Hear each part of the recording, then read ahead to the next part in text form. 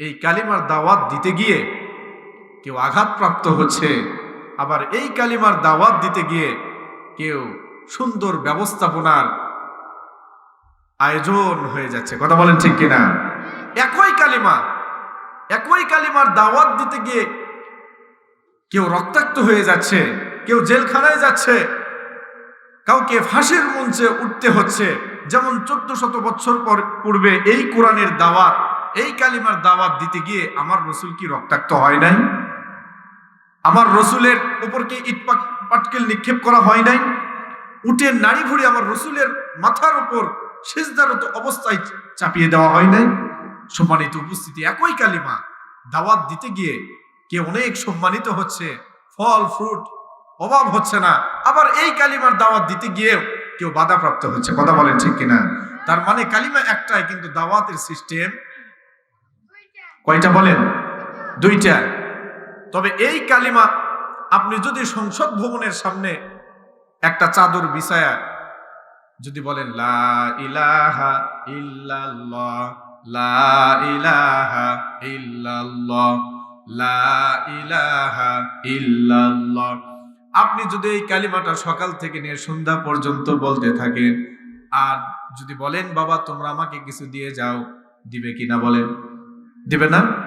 অবশ্যই দিবে। কিন্তু আপনি এই কালিমা সংসদ ভবনের সামনে, পার্লামেন্টের সামনে যদি একটা চাদর বিছান আর না বিছান, আপনি যদি বলতে থাকেন লা ইলাহা ইল্লাল্লাহ, এর অর্থটা যদি ব্যাখ্যা করেন আর যদি বলতে থাকেন আপনাকে কিছু দিবে, তবে সেটা আপনার উপকারী নয়, আপনার পিঠের উপর দিয়ে ছেড়ে দিবে। কথা বলেন ঠিক কিনা? সম্মানিত উপস্থিতি, আল্লাহ পাক রব্বুল আলামিন আয়াতুল কুরসি সর্বপ্রথম তিনি বলছেন আল্লাহু লা ইলাহা ইল্লা হুয়াল হাইয়ুল কাইয়্যুম। আল্লাহ পাক রব্বুল আলামিন বলেন আল্লাহ লা ইলাহা, কোনো মাবুদ নেই, কোনো ইলাহ নেই, কোনো বিধানদাতা নেই, ইল্লাহু, তবে তিনিই আছেন। তিনি কে বলেন?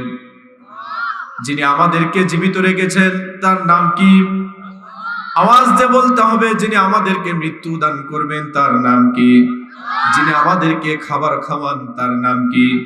যিনি বর্ষার মাটিতে রিজিক দিয়েছেন তার নাম কি? যিনি বর্ষার মানুষদেরকে কোরআনের মাহফিলে কবুল করেছেন তার নাম কি?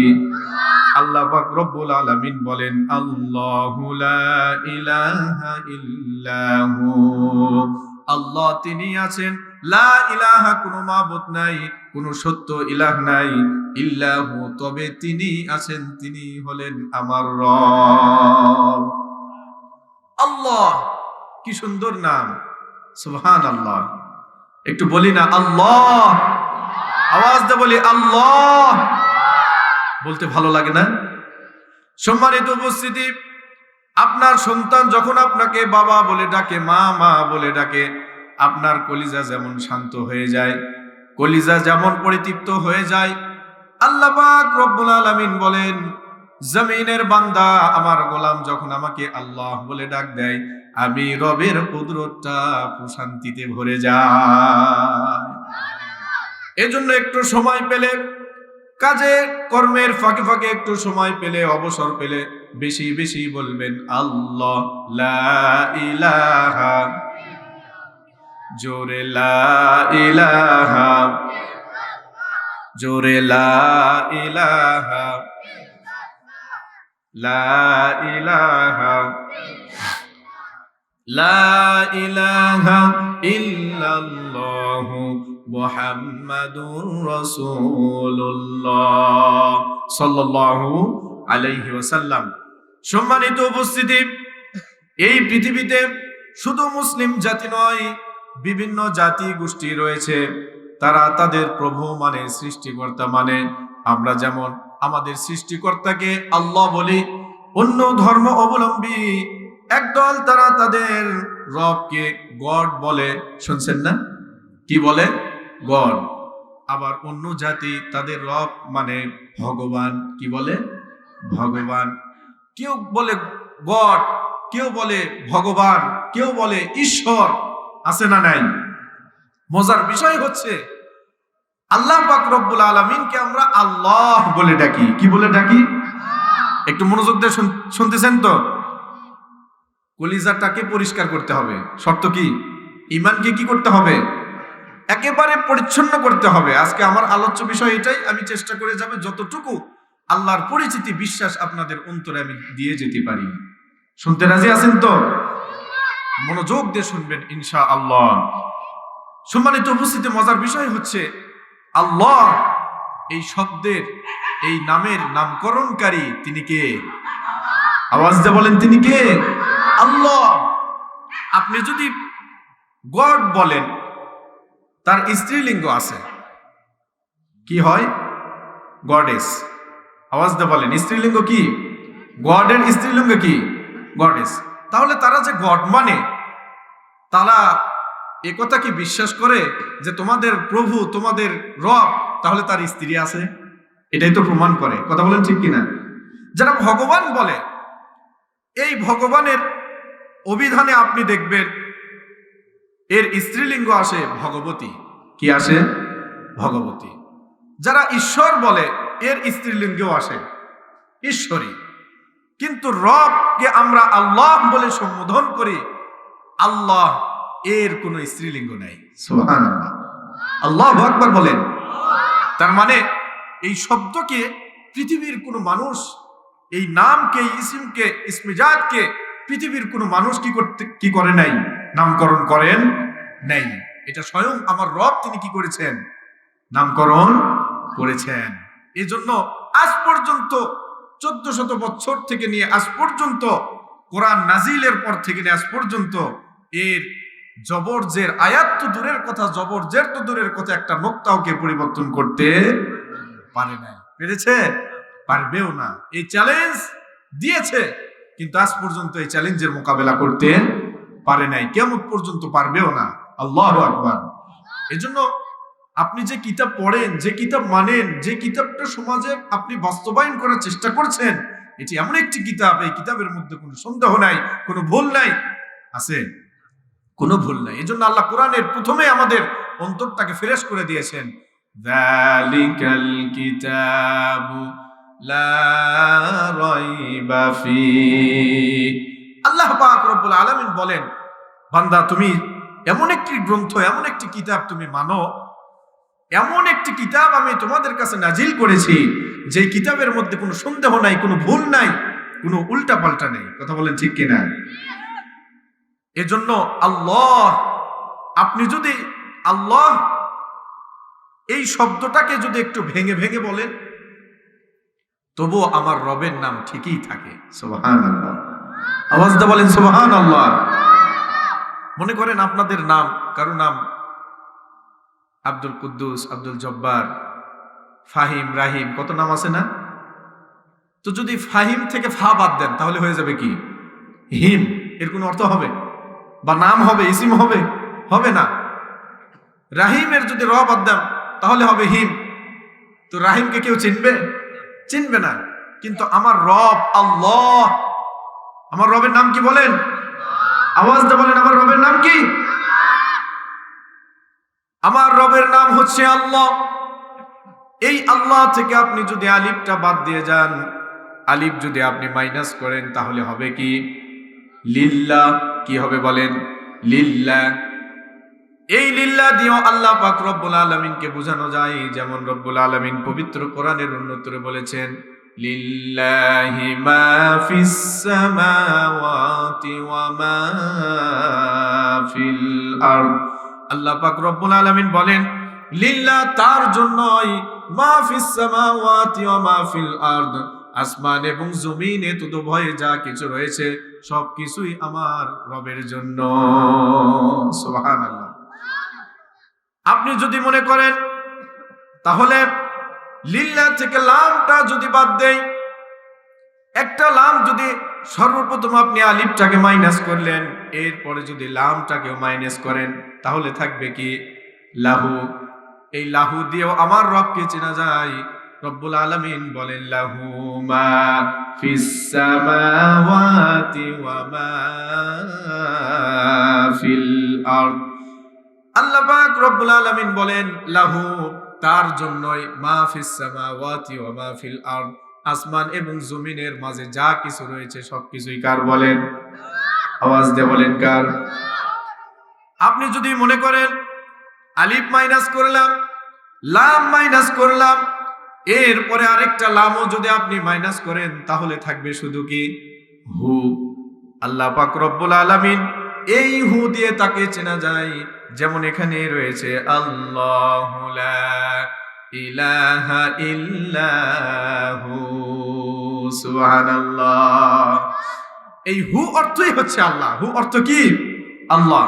তার মানে আপনি আলিফ মাইনাস করেন, লাম মাইনাস করেন, আবারও লাম মাইনাস করেন, যদি আপনি সবকিছু মাইনাস করেন থাকবে হু। হু দ্বারাও আল্লাহ বোঝানো যায়, আলিফ দিয়েও আল্লাহ বোঝানো যায়, লাম দিয়েও আল্লাহ বোঝানো যায়।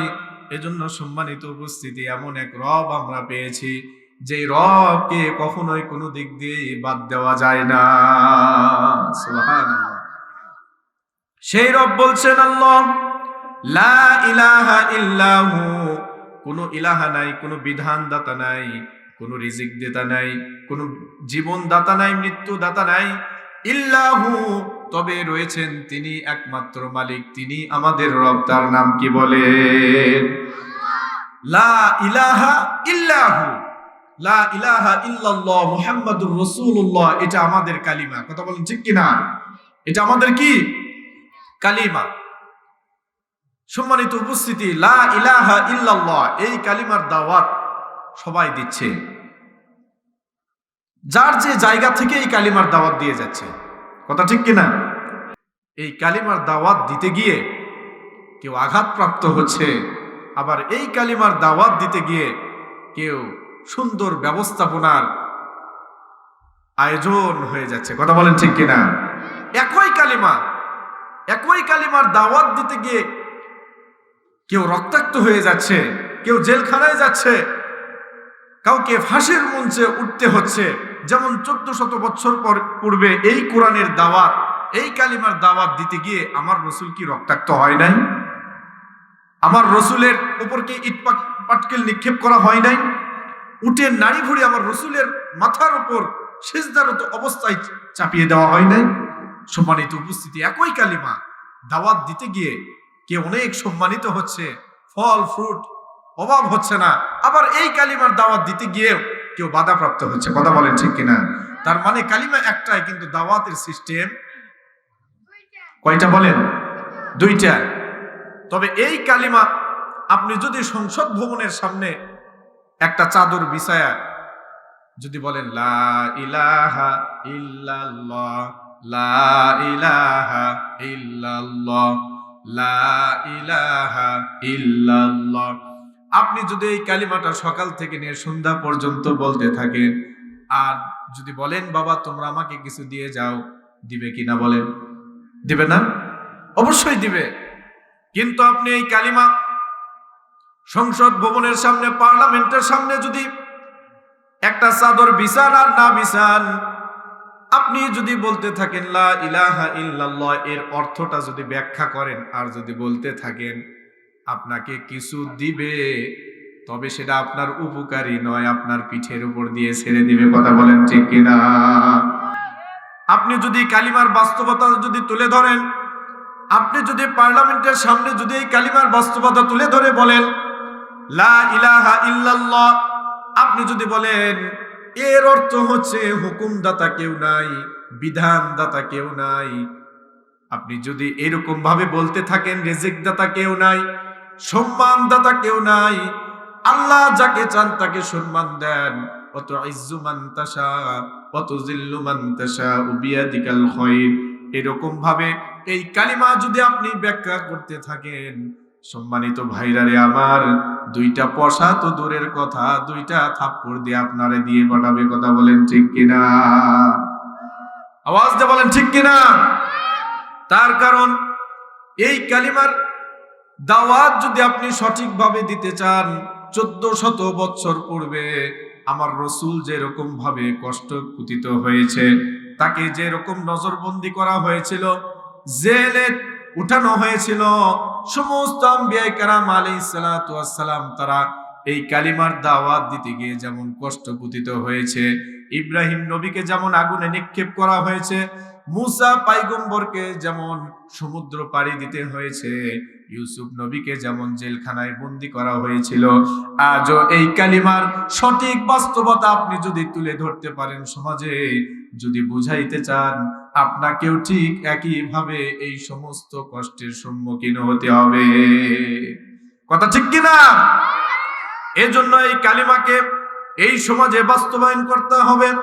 সম্মানিত উপস্থিতি, আমি আমার আলোচ্য বিষয়ের সামনে চলে যাচ্ছি। আমি বলছিলাম আমাদের রবকে, আমাদের রবের বাড়ি কোথায় এটা জানতে হবে। তিনি কোথায় থাকেন, তার অফিস কোথায়, তার কার্যক্রম কেমন, কিভাবে তিনি কি করেন, তার ছেলে সন্তান আছে না নাই, তার পরিবার আছে না নাই, এটা আমি আপনাদের সামনে উপস্থাপন করব। শুনবেন তো সবাই ইনশাআল্লাহ। সর্বপ্রথম আমি আপনাদের কাছে প্রশ্ন করি, আমাদের রবের বাড়ি কোথায় বলেন? বলেন। আপনাদের তো বাড়ি ঘর আছে না? বাড়ি ঘর ছাড়া কেউ থাকেন? কেউ থাকেন না। তাহলে আল্লাহ, আমাদের রব, আল্লাহর বাড়ি কই জানা আছে আপনাদের? আপনি যদি এই প্রশ্নটা পৃথিবীবাসীকে না করে সরাসরি যদি কোরআনকে করেন, ও কোরআন, তোমারে যে নাজিল করেছে, তোমাকে যে এই জমিনে যে অবতীর্ণ করেছে, সেই রবের বাড়ি কোথায়, সেই রব কোথায় থাকে? কোরআনে জবাব আছে না নাই? আওয়াজ দিয়ে বলেন, কোরআনে জবাব আছে না নাই? আল্লাহ পাক রব্বুল আলামিন জবাব দিয়ে জানিয়ে দিচ্ছে, বান্দারে কোরআনে প্রশ্ন করো, কোরআন অ্যানসার দিয়ে দিবে। রব্বুল আলামিন বলে, আমার বাড়ি হচ্ছে আর রহমানু আলাল আরশিস তাওয়া। আল্লাহু আকবার বলেন। রব্বুল আলামিন বলেন, আমি আরশে আজিমে অবস্থান করি। কোথায়? তাহলে আমরা জানতে পারলাম আল্লাহর বাড়ি কই? আরশে আজিমে। প্রশ্ন জাগবে এখানে মনের মধ্যে, আপনাদের একটু নাড়াচাড়া করতেছে, তাই না? যে হুজুর, আল্লাহ তাআলা আরশে আজিমে থাকে, আর কোথাও থাকে না? সবকিছুর জবাব দেবো ইনশাআল্লাহ। মনোযোগ দিয়ে শুনবেন তো। প্রশ্ন জাগবে এখানে আমি জানি, তার কারণ এখানে প্রশ্ন রয়েছে। আপনার মনে হচ্ছে তাহলে এখানে কি আমার রব নাই? এই যে নড়াইল থেকে, বড় রনাইল থেকে আমরা আমাদের রবকে ডাকি, আল্লাহকে ডাকি, তাহলে আমাদের ডাক কি আল্লাহ শোনে না? শোনে কি শোনে না? আল্লাহ যদি আরশে আজিম অবস্থান করেন, তাহলে তিনি কি আমার ডাক শোনেন না? আমার কথা কি তিনি শোনেন না? অবশ্যই শোনেন। আল্লাহ পাক রব্বুল আলামিন, আপনি যখন প্রশ্ন করলেন রব, আপনার বাসা, আপনার বাড়ি আরশে আজিমে, তাহলে আমাদের ডাক কি শোনেন না? আমাদের কাছে কি আপনি থাকেন না? আপনার জন্য ইবাদত করি, নামাজ পড়ি, ফজরের সময় ঠান্ডা পানিকে ভয় না করে আপনার ভালোবাসায় বিছানা ত্যাগ করে ওযু করে নামাজে দাঁড়াই। রব, তাহলে কি আমি আপনাকে পাই না? এই প্রশ্ন যখন আপনি রবকে করবেন, জবাব কোরআনে আছে না নাই? আওয়াজ দিয়ে বলেন, আছে না নাই? আল্লাহ পাক রব্বুল আলামিন বলেন, বান্দারে হতাশ হয়ো না, চিন্তা করো না, আমি রব তোমাদের কাছে আছি, তোমাদের কাছেই থাকি। কত কাছে থাকেন আল্লাহ বলতেছে, আমি তোমাদের নিকটে আছি। আল্লাহ পাক রব্বুল আলামিন তার হাবিব জানায় দিচ্ছেন, হে নবী, লোকেরা আপনার কাছে আসবে, মানুষেরা আপনার কাছে এসে জিজ্ঞেস করবে, হে আল্লাহর নবী, আমাদের রব কোথায়? আপনি তাদেরকে জবাব দিয়ে দেন, ওয়া ইযা সাআলাকা ইবাদি আন্নি ফাইন্নি করিব। আল্লাহ পাক রব্বুল আলামিন বলেন, ওয়া ইযা সাআলাকা ইবাদি, হে নবী, মানুষেরা, লোকেরা আসবে, আমার বান্দারা আসবে, আপনার কাছে জিজ্ঞেস করবে, ইবাদি আন্নি ফাইন্নি করিব, আমি রব সম্পর্কে আপনাকে জিজ্ঞেস করবে, আপনি তাদেরকে জবাব দিয়ে দেন, ফাইন্নি করিব, আমি রব তোমাদের অতি নিকটে রয়েছি। সুবহানাল্লাহ। আল্লাহ পাক রব্বুল আলামিন বলছেন, হে নবী, আপনি তাদেরকে জবাব দিয়ে দেন, তাদেরকে জানায়া দেন, আমি রব তোমাদের খুব নিকটে থাকি। সুবহানাল্লাহ। তাহলে আল্লাহর বাড়ি কোথায়? আওয়াজ দিতে হবে, আল্লাহর বাড়ি কোথায়? আরশে আজিমে। কিন্তু আল্লাহ বলছে আমি তোমাদের অতি নিকটে থাকি। কথা বুঝেন নাই? আমার মনের মধ্যে আরেকটা প্রশ্ন জাগলো, রব্বুল আলামিন আপনি আমাদের নিকটে থাকেন, কত নিকটে থাকেন, কেমন নিকটে থাকেন একটু খুলে দেন। কত নিকটে থাকেন? আপনি যদি এই কোরআনকে সামনে নিয়ে আপনি যদি প্রশ্ন করেন, কোরআন জবাব দিয়ে দাও। কোরআন সঙ্গে সঙ্গে জবাব দিয়ে দেয়, ওয়া নাহনু আকরাবু ইলাইহি মিন হাবলিল ওয়ারিদ। আল্লাহ পাক রব্বুল আলামিন সুন্দর করে জবাব দিয়ে জানাই দিচ্ছেন, বান্দারে তোমাদেরকে আমি সৃষ্টি করেছি, সৃষ্টির সময় তোমাদের ঘাড়ে একটা কানেকশন দিয়েছি, একটা রশি, একটা তার দিয়েছি। যে তারটা, যে কানেকশন ডিসকানেক্ট হয়ে গেলে মানুষ মারা যায়, ইন্তেকাল করে। ঘাড়ের একটা রগ আছে না নাই? যে রগটা ছিঁড়ে গেলে মানুষ মারা যায়। কথা বলেন ঠিক কিনা? আল্লাহ পাক রব্বুল আলামিন বলেন, বান্দারে তোমার ঘাড়ের রগ যত নিকটে থাকে তোমার, আমি রব তার চাইতে বেশি তোমার নিকটে থাকি। আওয়াজতে বলেন সুবহানাল্লাহ।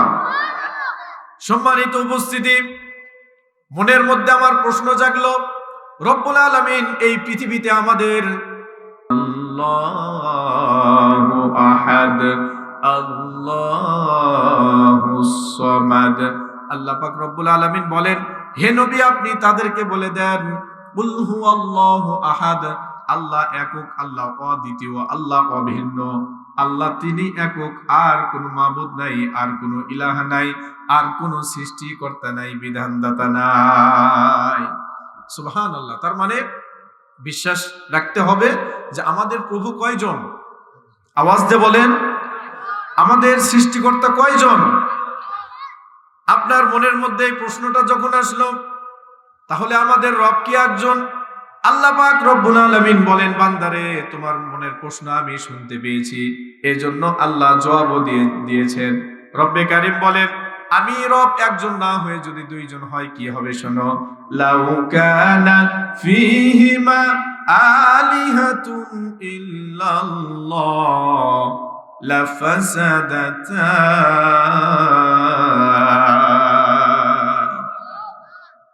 সম্মানিত উপস্থিতি, একটা সম্পদের অংশীদার থাকলে একটু ভেজাল হয় না? গন্ডগোল হয় না? মনে করেন একটা পুকুরের অংশীদার দুইজন ভাই, বাবা মারা গেছে, এখন কে কোন দিকে নিবে, কোন সাইডে নিবে, একটু ঠেলাঠেলি মারামারিও পর্যন্ত হয়ে যায়, হয় কি হয় না? সম্মানিত উপস্থিতি, এজন্য রব আমাদেরকে বুঝাই দিচ্ছেন, বান্দারে এই পৃথিবীতে লাউ কানা ফীহিমা আলিহাতুন ইল্লাল্লাহ, আমি রব ছাড়া যদি আরেকজন কোন রব থাকে, কোন রব আসে, লাফাসাদাতা, এই জমিনটা ধ্বংস হয়ে যাবে। সুবহানাল্লাহ। ওয়ালান তাজিদা লিসুন্নাতিল্লাহি তাবদীলা, আল্লাহর সৃষ্টির মধ্যে কোনো পরিবর্তন নাই, কোনো চেঞ্জ নাই। বলি আল্লাহু আকবার। তাহলে মনের মধ্যে প্রশ্ন জাগলো, আমাদের রব কয়জন বলেন? একজন রব। আবার যখন আপনার মনের মধ্যে প্রশ্ন জাগলো রব, তাহলে কি আপনার কোনো সন্তান সন্ততি নাই? সূরা ইখলাস জবাব দিয়ে বলে, আল্লাহুস সামাদ লাম ইয়ালিদ ওয়া লাম ইউলাদ ওয়া লাম ইয়াকুল লাহু কুফুয়ান আহাদ। সম্মানিত উপস্থিতি, 2টা টাকা লাগুক, 10টা টাকা লাগুক, 20টা টাকা লাগুক, সন্তানেরা মা বাবার দিকে চেয়ে থাকে। কথা বলেন ঠিক কিনা? আল্লাহ পাক রব্বুল আলামিন বলেন, বান্দারে আমি এমন রব, আমি কারো দিকে তাকায় থাকি না। আমার ইবাদত যদি গোলামি আর দাসত্ব করতে পারো, আমার সিফত, আমার গুণ হচ্ছে বান্দাদেরকে দেওয়া, বান্দার থেকে নেওয়া নয়। সুবহানাল্লাহ।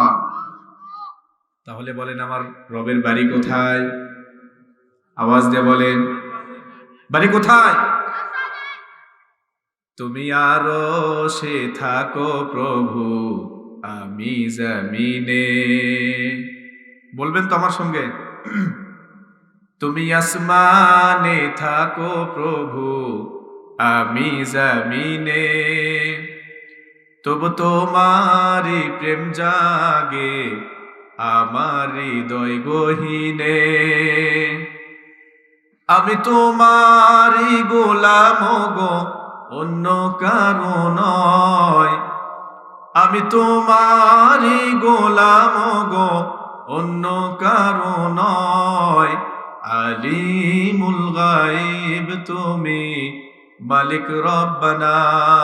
আল্লাহু আল্লাহ, আল্লাহু আল্লাহ, আল্লাহু আল্লাহ, আল্লাহু আল্লাহ। তোমারি রহম ছাড়া বাঁচা বড় দায়।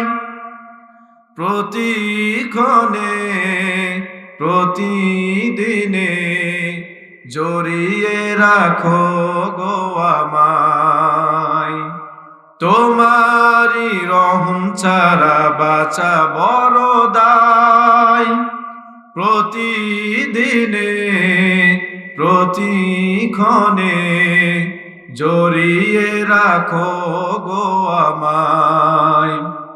শত শত ভুল মাফ করে দাও, শত শত ভুল ক্ষমা করে দাও। জানা কি অজানায় আমি তোমারি গোলাম গো, অন্য কারো নয়। আলিমুল গায়ব তুমি, মালিক রব্বানা। আল্লাহু আল্লাহ, আল্লাহু আল্লাহ, আল্লাহু আল্লাহ, আল্লাহু আল্লাহ। চিল্লায়ে পড়ি মারহাবা। আল্লাহর নাম নিতে মন চায় না? চাই কি চায় না? সম্মানিত উপস্থিতি, সে রব বলছেন, বান্দা তোমার মনের মধ্যে যা কিছু প্রশ্ন জাগে কোরআনের প্রশ্ন করো, জবাব আছে না নাই? আওয়াজ দিয়ে বলেন, জবাব আছে না নাই? এজন্য রব্বুল আলামিন বলেন, আল্লাহু লা ইলাহা ইল্লাহু।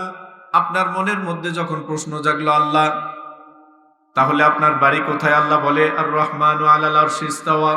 আমার বাড়ি হচ্ছে আরশে আজিমে। কোথায় বলেন? আরশে আজিমে। আমি যখন প্রশ্ন করলাম, রব আপনি কয়জন? আল্লাহ পাক রব্বুল আলামিন সূরা ইখলাস দিয়ে জবাব দিয়ে দিলেন, রব আমি একজন। কয়জন বলেন? একজন। এরপরে আমার রবকে যখন প্রশ্ন করলাম, রব্বুল আলামিন আপনার কি কোনো সন্তান সন্ততি আছে? আমার রব জবাব দিয়ে আমাকে জানাই দিচ্ছে, বান্দারে শুনে রাখো, লাম ইয়ালিদ ওয়া লাম ইউলাদ।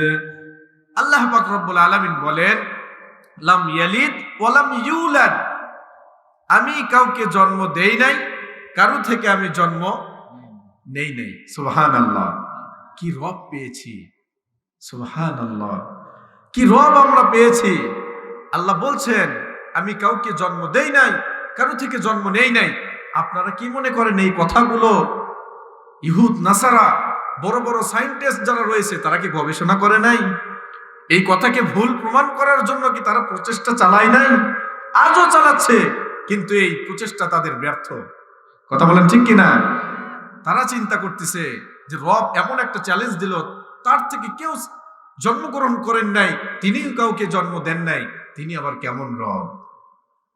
খুঁজতে খুঁজতে এক সময় দেখা যায় বড় বড় যারা সায়েন্টিস্ট, বড় বড় বিজ্ঞানী যারা, এক সময় তারা কালিমা স্বীকার করে মুসলিম হয়ে যায়। বলে সুবহানাল্লাহ। তার কারণ যেখানে তাদের জ্ঞান, তাদের এলিম শেষ সমাপ্তি ঘটে, সেখান থেকে আমার রবের কার্যক্রম শুরু হয়। কথা বলেন ঠিক কিনা? সম্মানিত উপস্থিতি, এজন্য রব্বুল আলামিন বলেন, আল হাইয়ুল কাইয়ুম, তিনি চিরঞ্জীব, সুপ্রতিষ্ঠিত। আপনার মনে প্রশ্ন জাগতে পারে, আমাদের রব এক সময়, আমরা যেরকম দুনিয়াতে আছি এক সময় মৃত্যু হয়ে যাবে, আমাদের রবের কি মৃত্যু হবে? আওয়াজ দিয়ে বলেন, যুল জালালি ওয়াল ইকরাম, কুল্লু মান আলাইহা ফান ওয়া ইয়াবকা ওয়াজহু রাব্বিকা যিল জালালি ওয়াল ইকরাম। দুনিয়ার সবকিছু নিঃশেষ হয়ে যাবে, কিন্তু থেকে যাবে আল্লাহ। আওয়াজ দিয়ে বলেন ঠিক কিনা? শুধুই থেকে যাবে আমার সম্মানিত রবের নাম। এজন্য রব্বুল আলামিন বলেন আল হাইয়ুল কাইয়্যুম। আপনি যখন প্রশ্ন করলেন হে আমাদের প্রতিপালক, তাহলে আপনার বাড়ি কোথায় জানতে পারলাম আপনি একজন, এই ঈমানটাও আমরা আনলাম আপনার কোনো সন্তান নাই, আপনাকে কেউ জন্ম দেন নাই, সুবহানাল্লাহ, জানতে পারলাম। আপনি আমাদের নিকটে থাকেন, কত নিকটে থাকেন? রব বলেন বান্দারে, তোমার ঘাড়ের মধ্যে যে রশি রয়েছে, যে কানেকশন রয়েছে, এটা তোমার যত নিকটে তার চাইতে বেশি নিকটে আমি থাকি। আমি আমার রবকে প্রশ্ন করলাম, রব্বুল আলামিন, এই পৃথিবীর নেতা যারা থাকে, কাউন্সিলর, এমপি, মন্ত্রী যারা থাকে, প্রধানমন্ত্রী যারা থাকে, তাদের তো চেম্বার থাকে, অফিস থাকে। রব্বুল আলামিন, আপনারে যখন প্রয়োজন হবে কোন অফিসে গিয়ে আপনারে তালাশ করব? প্রশ্ন জাগে কি জাগে না? কোন অফিসে যান? আপনারা এই প্রশ্নটা যদি কোরআনে করেন, কোনদিন করছেন কোরআনে এই প্রশ্ন? আজকে করেন। কোরআনে যদি প্রশ্ন করেন, ও কোরআন, আমাদের রবের অফিস কোথায়, রবের কক্ষ কোথায়, কোথায় তিনি অবস্থান করেন?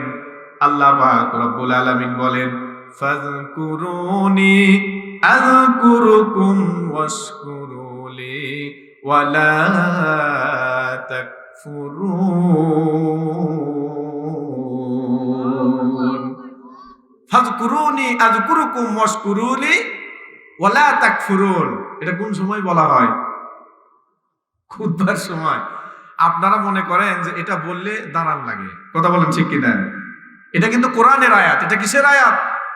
এটা কোরআনের আয়াত। ফাযকুরুনি আযকুরুকুম ওয়াশকুরুনি ওয়ালা তাকফুরুন। রব্বুল আলামিন কত সুন্দর করে বুঝাই দিচ্ছেন বান্দারে, এই জমিনে আমার কোনো অফিস নাই, কোনো কক্ষ নাই, যেহেতু জমিনটাই আমার।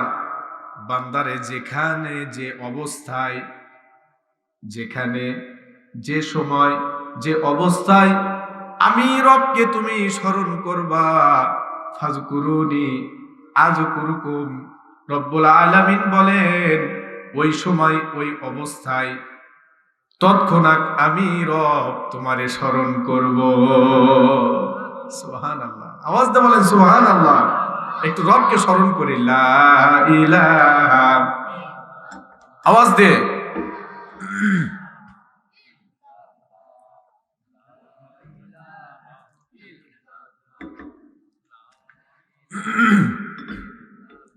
জোরে লা ইলাহা, লা ইলাহা, লা ইলাহা ইল্লাল্লাহু মুহাম্মাদুর রাসূলুল্লাহ। আওয়াজ দিয়ে পড়ি সাল্লাল্লাহু আলাইহি ওয়াসাল্লাম। সম্মানিত উপস্থিতি, কি রব পেয়েছি! রব বলছেন, বান্দা, আমাকে খোঁজার জন্য কোথাও যেতে হবে না। তুমি যেখানে আসো, যে অবস্থাতে আসো, সেই সময় তুমি আমাকে স্মরণ করবা। ওই অবস্থাতে, ওই সময়ে, সঙ্গে সঙ্গে আমি রব তোমাকে স্মরণ করব। এখন বিষয় হচ্ছে, হুজুর, আমরা তো আমাদের রবকে ওই সময় পাই না। পাই বিপদে পড়লে, কই আমাদের রবকে তো পাই না। টাকা হেরে যায়, পুকুরের মাছ চুরি হয়, এদিকে হয় নাকি? রাস্তাঘাটে চুরি ডাকাতে হয়, দোকানের জিনিস চুরি হয়, অন্যের প্রতি জুলুম হয়। কই আমরা তো ওই সময় আল্লাহকে খুঁজে পাই না। খুঁজে পাই? সম্মানিত উপস্থিতি, আল্লাহকে খোঁজার জন্য, আল্লাহকে ডাকার জন্য যে জবান দরকার, ওই জবান আমাদের নাই। কথা বলেন ঠিক কিনা? তার কারণে এই জবান দিয়ে গীবত করতে করতে জবানটাকে পচায় ফেলছে। যে চোখ দিয়ে আমরা কোরআন দেখব, যে চোখ দিয়ে আমরা ভালো কিছু দেখবো, এই চোখটাকে আমরা তো নষ্ট করে ফেলছি অশ্লীল কিছু দেখে দেখে। কথা বলেন ঠিক কিনা? যে কলব আল্লাহ দিয়েছে আমাদেরকে এই পৃথিবী নিয়ে, মহাজগৎ নিয়ে গবেষণা করার জন্য, কোরআন নিয়ে গবেষণা করার জন্য, কিন্তু আমরা তো খারাপ কিছু গবেষণা করতে করতে কলবটাকে পচায় ফেলছি, নষ্ট করে ফেলছি। যার কারণে এই মুখ দিয়ে আমাদের রবকে ডাকলে রব সাড়া দেয় না। আপনি যদি প্রশ্ন করেন তাহলে রবকে ডাকলে কিভাবে সাড়া দিবে, আমি যদি এক্সাম্পল পেশ করি, উদাহরণ যদি পেশ করি, আপনাদের ইতিহাস জানা আছে, ঘটনা জানা আছে, পয়গম্বর ইব্রাহিম আলাইহিস সালাতু ওয়াস সালামকে নমরুদের বাহিনী তাকে আটক করে, তাকে পাকড়াও করে ইব্রাহিম পয়গম্বর যখন দ্বীনের দাওয়াত নমরুদের কাছে নিয়ে গেল, নমরুদকে গিয়ে বলল, নমরুদ তুমি মেনে নাও আল্লাহ এক, আল্লাহ ছাড়া কেউ নাই। ওর মাথা গরম হয়ে গেল। আলাম তারা ইলাল্লাযী হাজ্জা ইব্রাহিম ফি রাব্বিহি আন আতাহুল্লাহুল মুলক ইয ক্বালা ইব্রাহিম রাব্বিয়াল্লাযী ইউহয়ী ওয়া ইউমীত। পয়গম্বর ইব্রাহিম আলাইহিস সালাতু ওয়াস সালাম বললেন, নমরুদ তুমি রবের পথে চলে আসো, রবের প্রতি ঈমান আনো।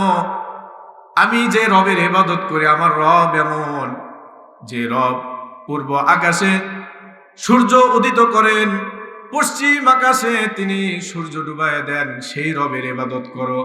সর্বপ্রথম তাকে যখন আহ্বান করা হলো, আমার রব হচ্ছে এমন যিনি কাউকে ইচ্ছা করলে জীবিত করেন, আবার কাউকে ইচ্ছা করলে মৃত্যু দান করে দেন। যাকে চান তাকে মারেন, যাকে চান তাকে বাঁচান। কথা বলেন ঠিক কিনা? রব্বি আল্লাযী ইউহয়ী ওয়া ইউমীত। নমরুদ বলে, তাই নাকি? তোমার রবের এত পাওয়ার, যাকে চায় তাকে মারে, যাকে চায় তাকে ছাড়িয়ে দেয়? বলে হ্যাঁ। নমরুদ হুকুম দিয়ে দিল, তার একজন উজিরকে বলল, জেলখানা থেকে 2 জনকে নিয়ে আসো। নিয়ে আসা হলো। নমরুদ চাকু দিয়ে একজনের পেটের মধ্যে ঢুকে দিয়ে একজনকে হত্যা করে ফেললো।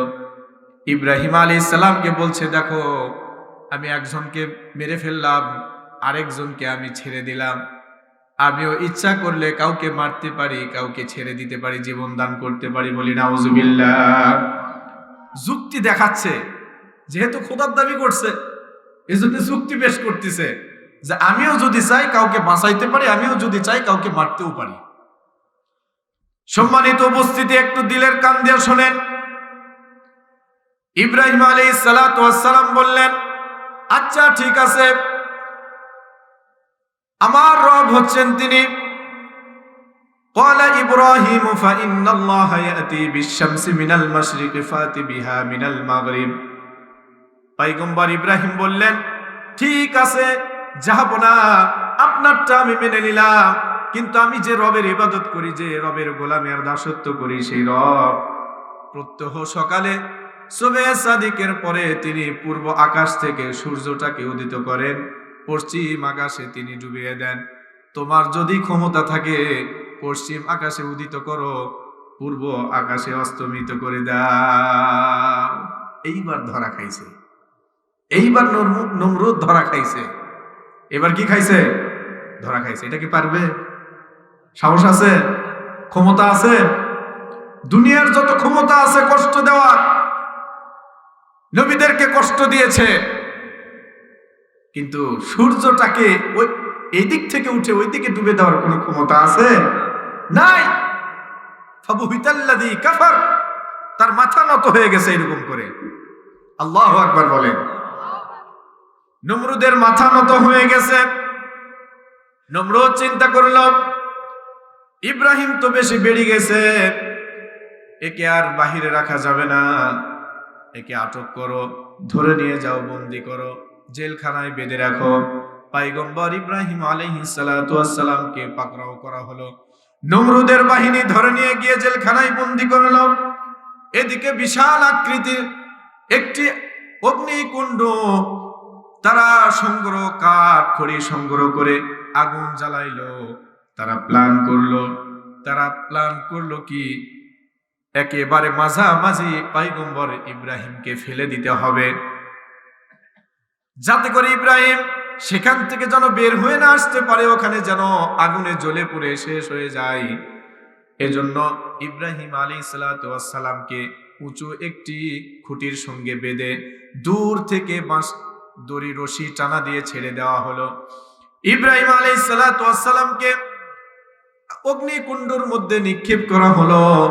পয়গম্বর ইব্রাহিম আলাইহিস সালাতু ওয়াস সালাম একদিন 2 দিন নয়, সেখানে তিনি 40 দিন অবস্থান করেছেন। যখন নমরুদ বাহিনী পয়গম্বর ইব্রাহিম আলাইহিস সালাতু ওয়াস সালামকে আগুনের মধ্যে ফেলে দিয়েছে, আল্লাহ পাক রব্বুল আলামিন ফেরেশতাদেরকে পাঠিয়ে দিয়েছেন। ফেরেশতা এসে বলে, পয়গম্বর ইব্রাহিম, আমি কি তোমাকে বাঁচাবো?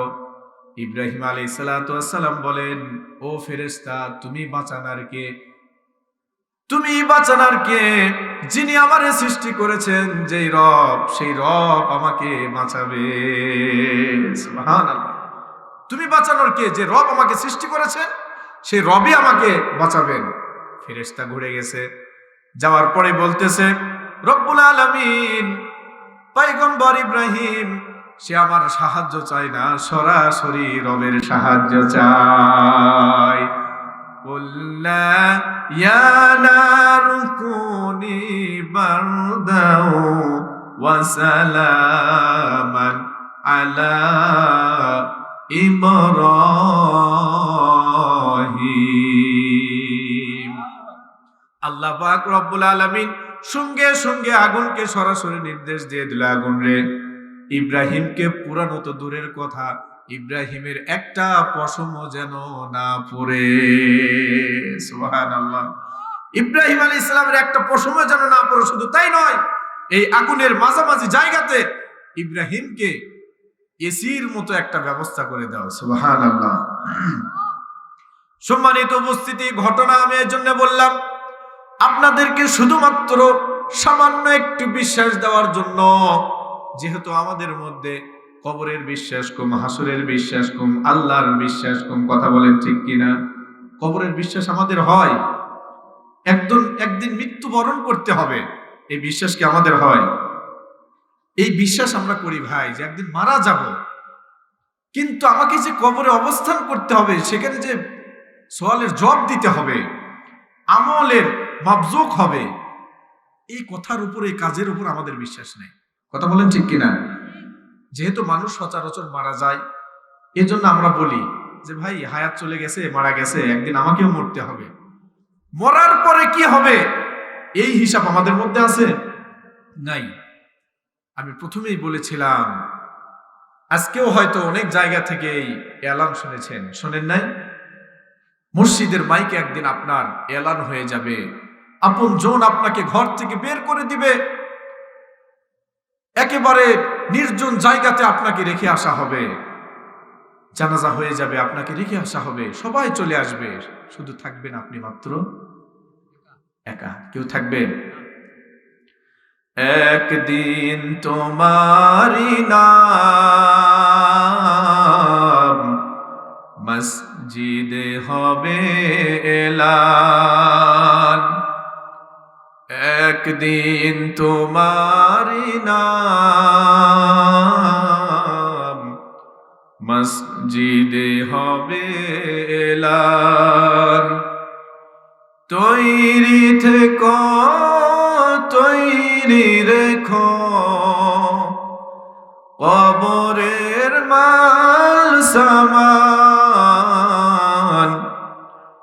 একদিন তোমারি নাম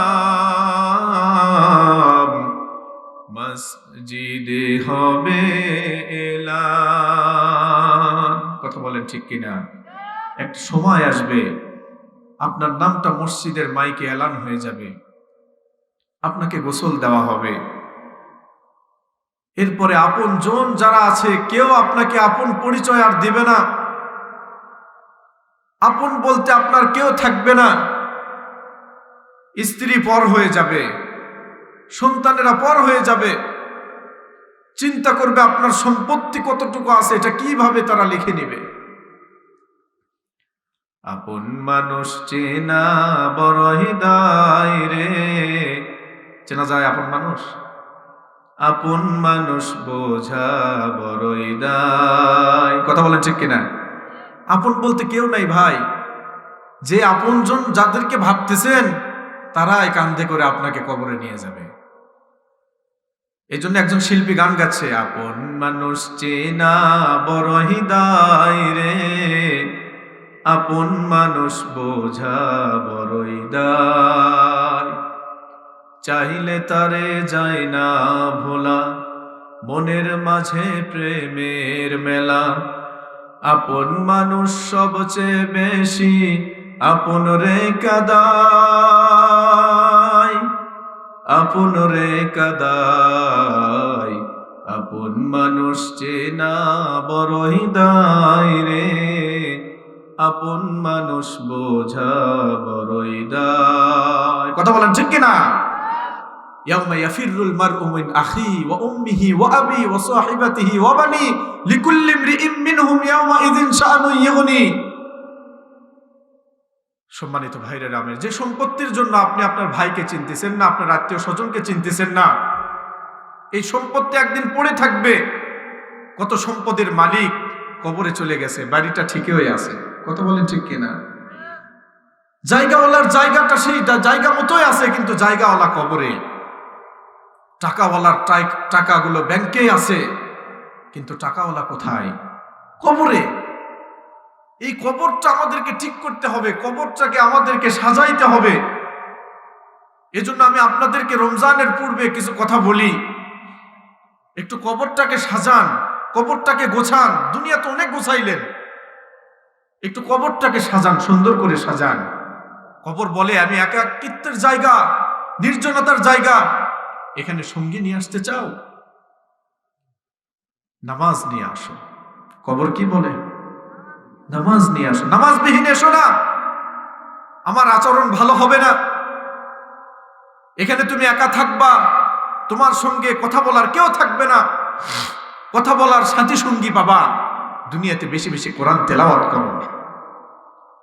যারা কোরআন পড়ে তাদেরকে ভালোবাসো, যারা কোরআন পড়ায় তাদেরকে সম্মান করো, যারা কোরআনের শিক্ষা দেয় তাদেরকে ইজ্জত করো। কবর বলে তাহলে কোরআন তোমার সঙ্গী হবে, এখানে কোনো সঙ্গী নাই। আমরা ঘরের মধ্যে একটু সুন্দর অয়েলমেট লাগাই না? সুন্দর সুন্দর ছিনারি লাগাই, ফুল লটকাই, সুন্দর সুন্দর করে রং করি, ডেকোরেশন করি, ওয়ালপেপার লাগাই। কবর বলে এখানে চারিদিকেই মাটি, চারিদিকেই কি? মাটি। হে কবরবাসী, হে দুনিয়ার মানুষ, তোমরা কি চাও এই কবরটাকে একটু ফুল দিয়ে সাজানো হোক? তোমার কবরটাকে একটু ফুল দিয়ে সাজানো হোক? তুমি কি চাও? কবর বলে যদি চাও, কবর আমাকে যদি সাজাইতে চাও, দুনিয়াতে বেশি বেশি সুবহানাল্লাহ, আলহামদুলিল্লাহ, লা ইলাহা ইল্লাল্লাহ এই তাসবিহগুলো বেশি বেশি আদায় করো। তোমার কবরটাকে আল্লাহ পাক রব্বুল আলামিন সুন্দর ডেকোরেশন দিয়ে সাজায় দিবে, বলি সুবহানাল্লাহ। এই জন্য ভাইরা আমার, আপনাদের কাছে আমি কিছু বিনীত অনুরোধ করি। আমি আজকে বুঝলাম না, এত বড় একটা আয়োজন করছেন অথচ এখানে কোনো শ্রোতা নেই। আল্লাহ পাক রব্বুল আলামিন আগামীকালকে যেন শ্রোতা দিয়ে ভরপুর করে দেন। সবাই বলে আমিন। এই দোয়া তো আমি করে যেতে পারি নাকি? ইনশাল্লাহ আমি দোয়া রেখে গেলাম। হয়তো আমার কথা আপনাদের ভালো লাগতেছে না, হ্যাঁ, তার কারণ আমি কোরআনের বাহিরে কথা ওইভাবে বলতে পারি না। কথা হবে কোরআন দিয়ে। কি দিয়ে? কোরআন দিয়ে। এই জায়গা, এই স্টেজ, এই মঞ্চ আমার কাছে একটা আমানতের জায়গা। কিসের জায়গা? আমানত। একটা কথা যদি কোরআনের বাহিরে যায় সেটা হবে কিয়ামত, কবরে আমাকে জবাব দিতে হবে। কথা বলেন ঠিক কিনা? এজন্য আমানতকে সামনে রেখে আমি বলে গেলাম। আপনাদেরকে ভালো লাগতেছে না আমি বুঝতে পারতেছি। সম্মানিত উপস্থিতি, আল্লাহর কাছে যখন চাইবেন একটু কিছু কিছু জিনিস উল্লেখ করে চাইবেন। চাইতে পারবেন তো? আপনি আপনার রবের কাছে চাইবেন, রব্বুল আলামিন মৃত্যু তো একদিন হয়েই যাবে। আসমানের মালিক, যেদিন তুমি আমারে ডাক দিবা, এই সুন্দর পৃথিবী, আত্মীয় স্বজন, টাকা পয়সা, ঘর বাড়ি, জায়গা জমিন সব কিছু ছেড়ে আমাকে যেতে হবে। ও রব, তুমি আমাকে যেদিন মৃত্যু দিবা, দয়া করে আর মেহেরবানি করিয়া মৃত্যুটা যেন তুমি যেই মাসে দিবা সেই মাসটা যেন অবশ্যই রমজানুল মুবারক হয়। আমিন বলেন। যেই মাসে তুমি আমাকে মৃত্যু দিবা ওই মাসটা যেন কোন মাস হয়? রমজান মাস হয়। এজন্য রজব শাবান যখন আসে, আল্লাহর নবী সাল্লাল্লাহু আলাইহি ওয়াসাল্লাম আমাদেরকে শিক্ষা দিয়েছেন, আল্লাহুম্মা বারিক লানা ফি ওয়া রজব ওয়া শাবান ওয়া বাল্লিগনা রমাজান। আল্লাহুম্মা বারিক লানা ফি রজব ওয়া শাবান ওয়া বাল্লিগনা রমাজান। রজব মাসের চাঁদ উদিত হয় তোমরা আল্লাহর কাছে বেশি বেশি চাও যে রজব এবং শাবানে আমাদেরকে বরকত দিয়ে ভরপুর করে দাও এবং আমাদের হায়াতটাকে রমজান পর্যন্ত পৌঁছায়া দাও। সবাই বলে আমিন। এই দোয়া এই সময় থেকে বেশি বেশি আপনাদের করতে হবে, আমাকেও করতে হবে। কথা বলেন ঠিক কিনা? এই জন্য রবের কাছে চাইবেন রব্বুল আলামিন মৃত্যু তো হবে, অন্তত দয়া করে যে মাসে মৃত্যু দিব ওই মাসটা যেন হয় রমজান মাস। ও মাবুদ, মৃত্যু তো হবে, যেই দিনটাতে তুমি আমারে মৃত্যু দিবা অবশ্যই অবশ্যই ওই দিন যেন হয় জুমার দিন। চাইতে পারবেন তো? আল্লাহর কাছে এই জিনিসগুলো চেয়ে চেয়ে নিবেন। কেন চাবেন পরে বলতেছি। আল্লাহর কাছে চাইবেন মাসটা যেন রমজানুল মুবারক হয়, যে দিনে মৃত্যু দিবা মাবুদ সে দিন যেন অবশ্যই অবশ্যই জুমার দিন হয়। রবের কাছে চাইবেন রব্বুল আলামিন তুমি যেখানেই মৃত্যু দাও না কেন অবশ্যই অবশ্যই জান্নাতুল বাকিতে আমার এই স্থান করে দিও। আমিন বলেন। আল্লাহ যদি চায় আপনারা হজে নিয়ে মৃত্যু দিবে, জান্নাতুল বাকিতে জায়গা করে দিবে, পারে না আল্লাহ? আপনি এইটা চাবেন। চতুর্থ নম্বর, আপনার রবের কাছে আপনি চাবেন রব্বুল আলামিন যে অবস্থাতে তুমি আমার মৃত্যু দিবা অন্য কোনো অবস্থাতে তুমি আমার মৃত্যু যেন দিও না। ও মা বোনেরা, আপনাদের উদ্দেশ্যেও বলি এই চাওয়াটা শুধু পুরুষদের জন্য নয়, সকল মানুষের জন্য এই চাওয়া। আল্লাহর কাছে বেশি বেশি চাইবেন আল্লাহ পাক রব্বুল আলামিন রাস্তাঘাটে খেতে খামারে হুঠার জন্য আমার মৃত্যু দিও না মাবুদ, দয়া করে আর মেহেরবানি করিয়া যে অবস্থাতে আমার মৃত্যু দিবা অবশ্যই অবশ্যই আসমানের মালিক তুমি আমারে সিজদারত অবস্থায় মৃত্যুটা দিও। আল্লাহুম্মা আমিন। চাইতে পারবেন তো? পঞ্চম নম্বর আরেকটি চাওয়া চাইবেন আল্লাহর কাছে বেশি বেশি। আল্লাহর কাছে বেশি বেশি বলবেন রব্বুল আলামিন যে হালতেই মৃত্যু দাও না কেন আমার জবানে আর কিছু থাক আর না থাক আপনি রবের নামটা মুখে নিয়ে যেন আমার মৃত্যু হয়। লা ইলাহা, জোরে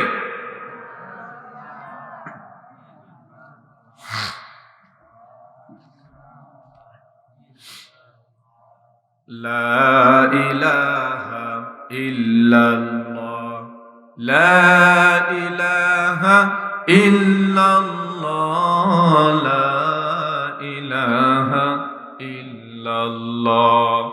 আসমানের মালিক যে আল্লাহ, জমিনের মালিক সে আল্লাহ, লা ইলাহা, জোরে লা ইলাহা, লা ইলাহা ইল্লাল্লাহু মুহাম্মাদুর রাসূলুল্লাহ। সকলে পড়ি সাল্লাল্লাহু আলাইহি ওয়াসাল্লাম। সম্মানিত উপস্থিতি, কোথায় ছিলাম মনে আছে আপনাদের? বলেন তো একটু, মনোযোগ আছে কিনা একটু টেস্ট করতে হবে। কোথা থেকে আসছি? ছিলাম পয়গম্বর ইব্রাহিম আলাইহিস সালাতু ওয়াস সালাম আগুনের মধ্যে। কই ছিল? আগুনের মধ্যে। পয়গম্বর ইব্রাহিম আলাইহিস সালাতু ওয়াস সালাম আপনাদেরকে যে বিশ্বাসটা দেওয়ার জন্য এতক্ষণ আমি কথা বললাম, আপনি যখন প্রশ্ন করলেন রব এই পৃথিবীতে আপনার কোনো অফিস নাই, চেম্বার নাই, কোনো কক্ষ নাই, কোথায় গেলে আমি আপনারে পাবো? আল্লাহ পাক রব্বুল আলামিন কোরআন দিয়ে আমাদেরকে বুঝাই দিলেন ফাযকুরুনি আযকুরুকুম ওয়াশকুরুলি ওয়ালা তাকফুরুন। এই কথাটার বিশ্বাস আপনাদের অন্তরে দেওয়ার চেষ্টা করছি আমি। রব্বুল আলামিন বলেন বান্দারে যেখানে যে অবস্থাতে যে স্থানে তুমি আমারে স্মরণ করবা আমি রব সঙ্গে সঙ্গে তোমাকে স্মরণ করব। যেমন নাকি পয়গম্বর ইব্রাহিম কঠিন আগুনের মধ্যে যখন তাকে নিক্ষেপ করা হয়েছিল, পয়গম্বর ইব্রাহিম দুনিয়ার কোনো শক্তির কাছে সাহায্য চাই নাই, কোনো বাতাসের কাছে সাহায্য চাই নাই, পানির কাছে সাহায্য চাই নাই, সঙ্গে সঙ্গে রবকে স্মরণ করেছে। এখন বলুন তো, রবকে কি আল্লাহ পাক রব্বুল আলামিন পয়গম্বর ইব্রাহিমকে কি ওই সময়ে স্মরণ করছিল? তার মানে ইব্রাহিমের মতো ঈমান যদি আমাদের হয়, ইব্রাহিম আলাইহিস সালাতু ওয়াস সালামের মতো যদি বিশ্বাস ঈমান আমাদের হয়, কঠিন আগুনের মধ্যেও, কঠিন পরিস্থিতির মধ্যেও আমার রব আমার ডাকে সাড়া দিবে। কথা বলেন ঠিক কিনা? তথা কথিত কোনো ভয়ের কাছে আমরা মাথা নত করতে পারি না। এজন্য পয়গম্বর ইব্রাহিম আলাইহিস সালাতু ওয়াস সালামকে মুক্তি দিয়ে দিলেন। পরবর্তীতে পয়গম্বর ইব্রাহিম আলাইহিস সালাতু ওয়াস সালাম বলেন, বর্ণনায় এসেছে, তিনি বলেন, পৃথিবীর মধ্যে আমি যতদিন জীবিত ছিলাম সব চাইতে শান্তিময় সময়, আনন্দদায়ক সময় ছিল যে কয়েকদিন, যে 40 দিন আমি আগুনের মধ্যে ছিলাম। সুবহানাল্লাহ। তার মানে কঠিন পরিস্থিতিতে, কঠিন অবস্থাতেও আপনাকে শান্তি দিতে পারে তিনি কে? এজন্য ভয়ের কোনো কারণ নেই। হকের পথে থাকতে হবে, বাতিলের বিরুদ্ধে লড়তে হবে। কথা বলেন ঠিক কিনা? শান্তি যিনি দিবেন তিনি কে? সম্মানিত উপস্থিতি, এজন্য রব বলেন আল হাইয়ুল কাইয়ুম, তিনি সুপ্রতিষ্ঠিত, তিনি চিরঞ্জীব। আমার রবের কোনো মৃত্যু নেই, তিনি ছিল, তিনি আছে, তিনি থাকবে। কথা বলেন ঠিক কিনা? এমন রবের ইবাদত আমরা করি যে রবের কোনো মৃত্যু নেই। বলি সুবহানাল্লাহ, সুবহানাল্লাহ, সুবহানাল্লাহ। এরপরে রব্বুল আলামিন বলেন, আমার সঙ্গে পড়ুন, লা তাআখুযুহু সিনাতুন ওয়ালা নাওম। লা মানে কি? না। তাআখুযুহু, তাকে ধরেন না, তাকে পাকড়াও করেন না, তাকে টাচ করেন না। সিনাতুন অর্থ হচ্ছে তন্দ্রা, বুঝতেছেন তো? ওয়ালা এবং না, অর্থাৎ এবং তাকে পাকড়াও করেন না, ধরেন না। নাউম ঘুম। নাউম অর্থ কি? মুয়াজ্জিন সাহেব আযান দেয় না, আসসালাতু খায়রুম মিনান নাওম। কি বলেন এখানে? আসসালাত নামাজ, খায়র উত্তম, মিন হইতে, নাও ঘুম থেকে। নামাজ উত্তম তোমার ঘুম থেকে। কথা বলেন ঠিক কিনা? কিন্তু আমরা কি করি? আজান যখন দেয় তখন আরো একটু লেপ কম্বল কাঁথা মোড়াই দিয়ে ঘুমাইছি। কথা বলেন ঠিক কিনা? সম্মানিত উপস্থিতি, আপনি যে সময় একেবারে ঘুমে বিভোর, এই মাদ্রাসার ছোট্ট ছোট্ট কুচি কুচি বাচ্চাগুলো দেখবেন, ওই সময় তাদেরকে উঠে না, তারপরও জোরপূর্বক উঠায় দিয়ে কোরআন পড়তে লেগে দেয়। কথা বলেন ঠিক কিনা? আপনি কি মনে করছেন ফজরের সেজদাকে আপনি নষ্ট করে ফেলছেন, আল্লাহর হুকুমকে অমান্য করে ঘুম পাড়ছেন, অথচ সকালবেলা আপনার রুটি আর ডিম প্রস্তুত। কথা বলেন ঠিক কিনা? আপনি নামাজ পড়েন না, মাদ্রাসায় দানও করেন না, ভালো কথাও বলেন না, শিক্ষক ছাত্রদের সাথে সুসম্পর্কও রাখেন না, তারপরও আল্লাহ আপনাকে খুব সুন্দর খাওয়ায়। আপনি মনে করতেছেন এটা আপনার চেষ্টায় হয়? এটা আপনার চেষ্টা নয়। বর্ণনাইলে যে রহমত বরকত আল্লাহ দান করে, একমাত্র এখানকার ছোট্ট ছোট্ট বাচ্চাদের মুখের কোরআনের তেলাওয়াতের কারণে দান করে। কথা বলেন ঠিক কিনা? আপনি যে সময় ঘুমান, আপনার পরিবার যে সময় ঘুমিয়ে পড়ে, বড় দুঃখ লাগে। সন্তান যখন বড় প্রতিষ্ঠানে চান্স না পায়, অ্যাডমিশন পরীক্ষায় চান্স পায় না, মা বাবাদের এতই আফসোস হয়, হুজুর আমার ছেলের কি হবে, ভবিষ্যৎ কি হবে। ছেলেদের মুখে বলে, তোমাকে দিয়ে কি হবে? তোকে দিয়ে কিছুই হবে না, দুনিয়ার কোনো কাজ হবে না তোকে দিয়ে, তুই রিক্সা চালাই খা। কথা বলে না এমন? ভালো ভার্সিটিতে চান্স পেলি না, তোকে দিয়ে তো কোনো কাজ হবে না। ছেলে বিদেশে যাইতে গিয়ে টাকা নষ্ট করে ফেলছে, ধরা খাইছে, বলি না যে তোকে দিয়ে কিছুই হবে না? এমন কথা বলি কি বলি না? এত কষ্ট আমাদের, অথচ ওই সন্তান নামাজ পড়ে না, কোরআন শেখে না, এই ব্যাপারে আমাদের কোনো বিন্দু মাত্র কষ্ট নেই, আফসোস নেই। কথা বলেন ঠিক কিনা?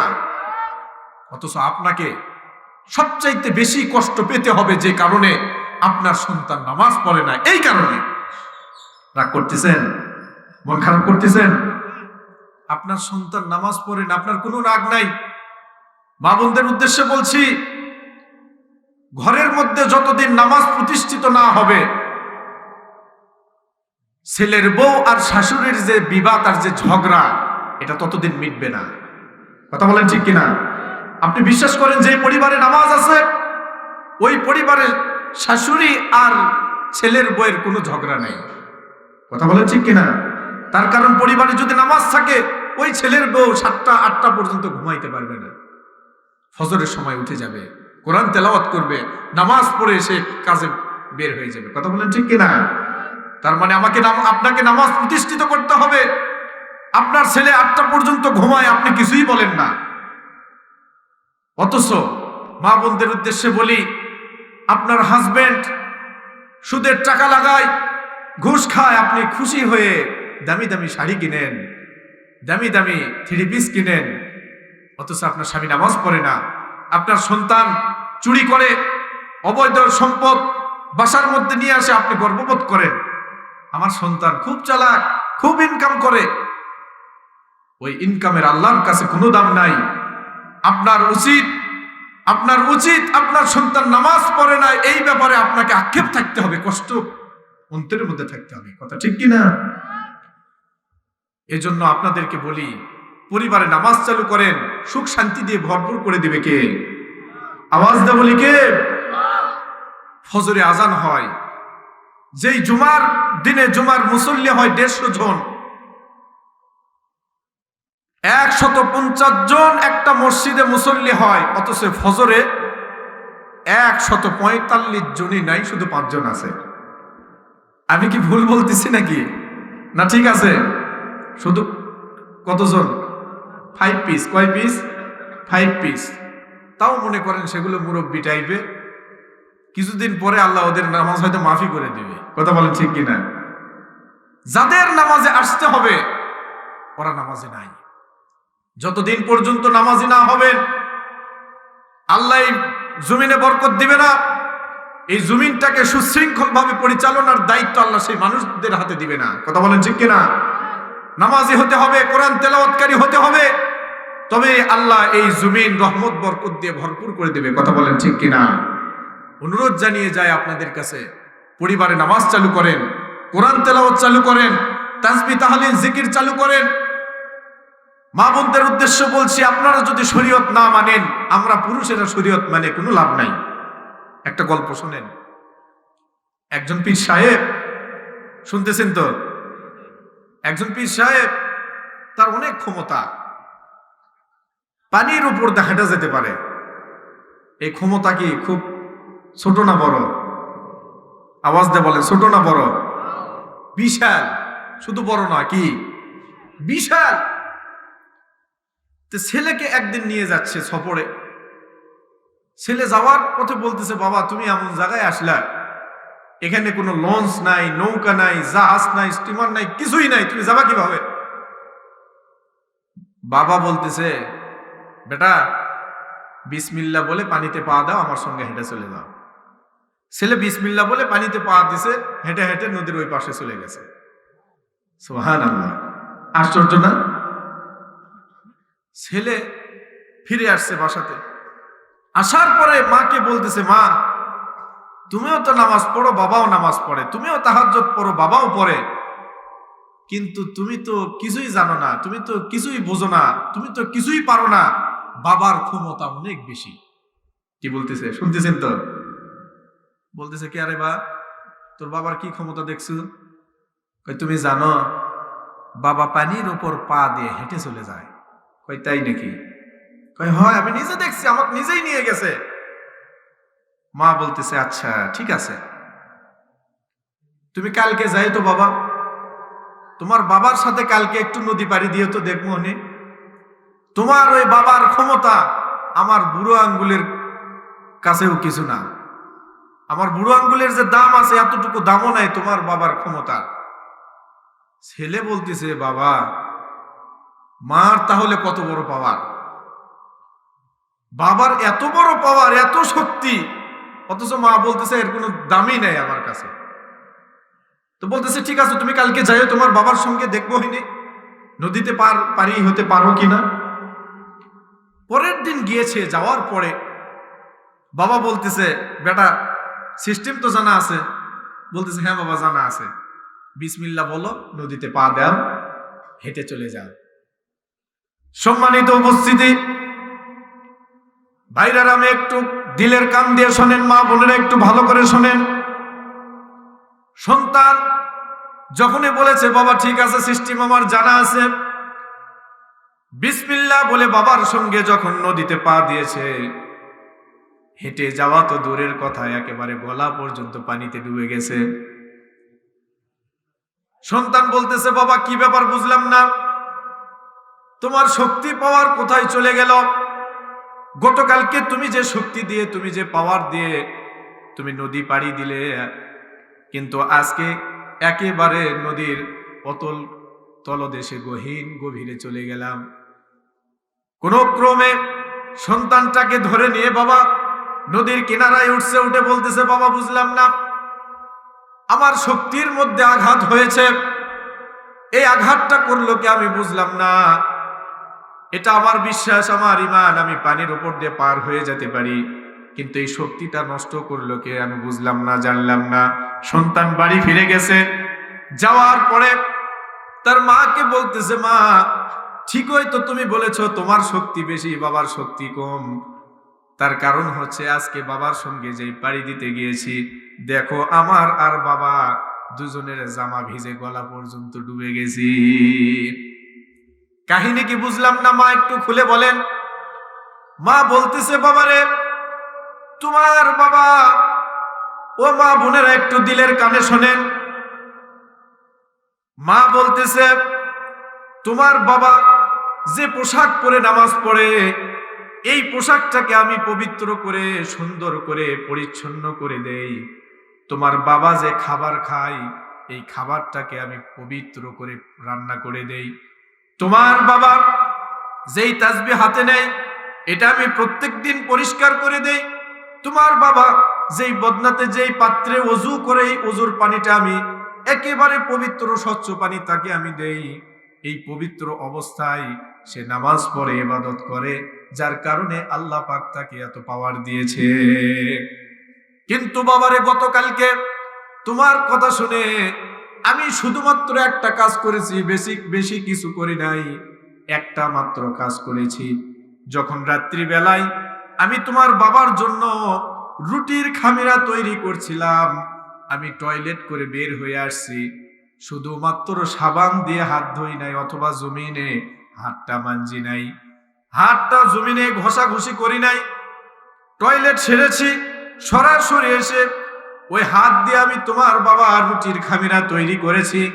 হাতের যে রেখাগুলো রয়েছে, রেখার মধ্যে কিন্তু নাপাকি থাকে, কথা বলেন ঠিক কিনা? এই বাচ্চাদেরকে শেখানো হয় ঢিলা কুলুপ কিভাবে ব্যবহার করতে হয়, আমরা কিন্তু জানি না। গরমকালে এক ব্যবহারের নিয়ম, শীতকালের ব্যবহারের আরেক নিয়ম, আলেম ওলামা যারা তারা বুঝেন।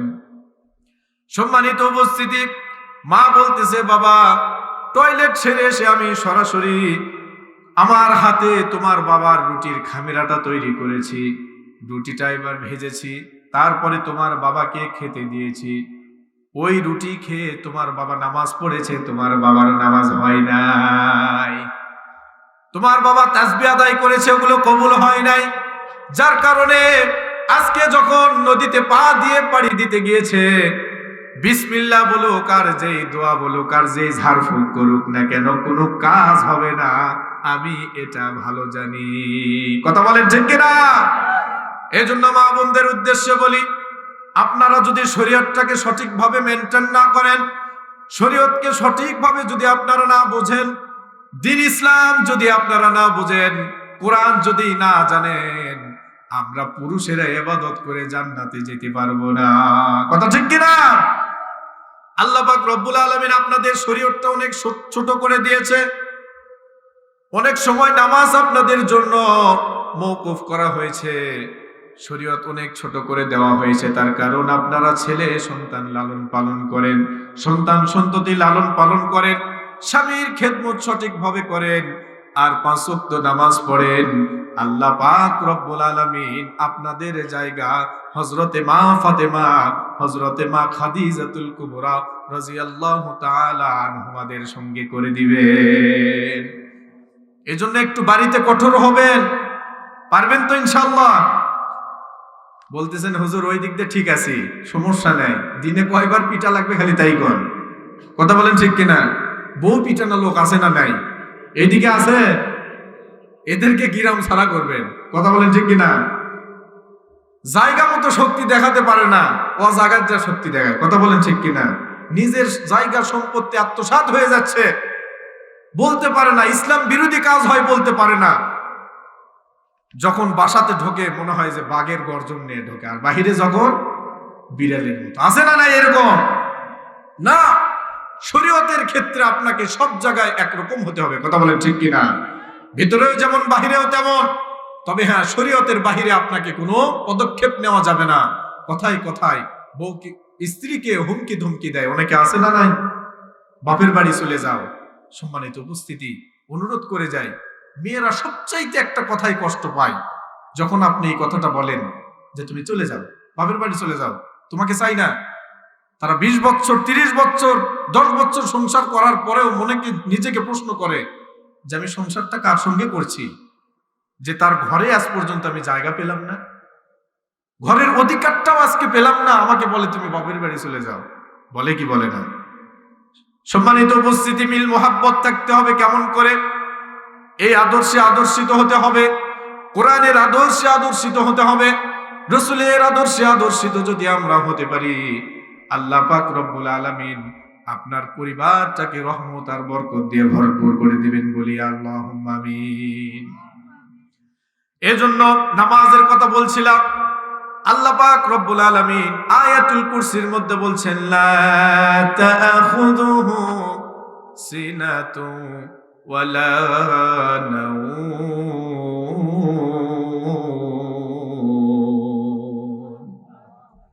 লা তাখুযুহু, আল্লাহ বলে আমারে কখনো ধরে না ঘুম। ঘুম তো দূরের কথা, কোন তন্দ্রা আমাকে স্পর্শ করে না। আল্লাহ এমন কথা কেন কোরআনে বললেন? এই প্রশ্নটা আগে করা হয়েছে, যার কারণে জবাব এসেছে। কথা বলেন ঠিক কিনা? বনে ইসরাইলের নবী, বনে ইসরাইলের পয়গম্বর কোন নবী ছিলেন বলেন? মুসা আলাইহিস সালাতু ওয়াস সালাম। পয়গম্বর মুসা আলাইহিস সালাতু ওয়াস সালাম, যেরকম আজকে আপনাদের সামনে আমি কিছু প্রশ্ন করলাম যার জবাব কোরআনে আছে। আল্লাহর নবী মুসা আলাইহিস সালাতু ওয়াস সালাম তিনি আল্লাহকে প্রশ্ন করেছিলেন, রব্বুল আলামিন আপনার কি কখনো ঘুম ধরে না? কথা বোঝেন নাই? আল্লাহকে বলতেছে, আল্লাহ এই যে আমরা রাত হলে ঘুমাই, আপনি ঘুম পারেন না? সবচাইতে বেশি আল্লাহর সঙ্গে কথা বলেছেন যেই নবী, সেই নবীর নাম কি?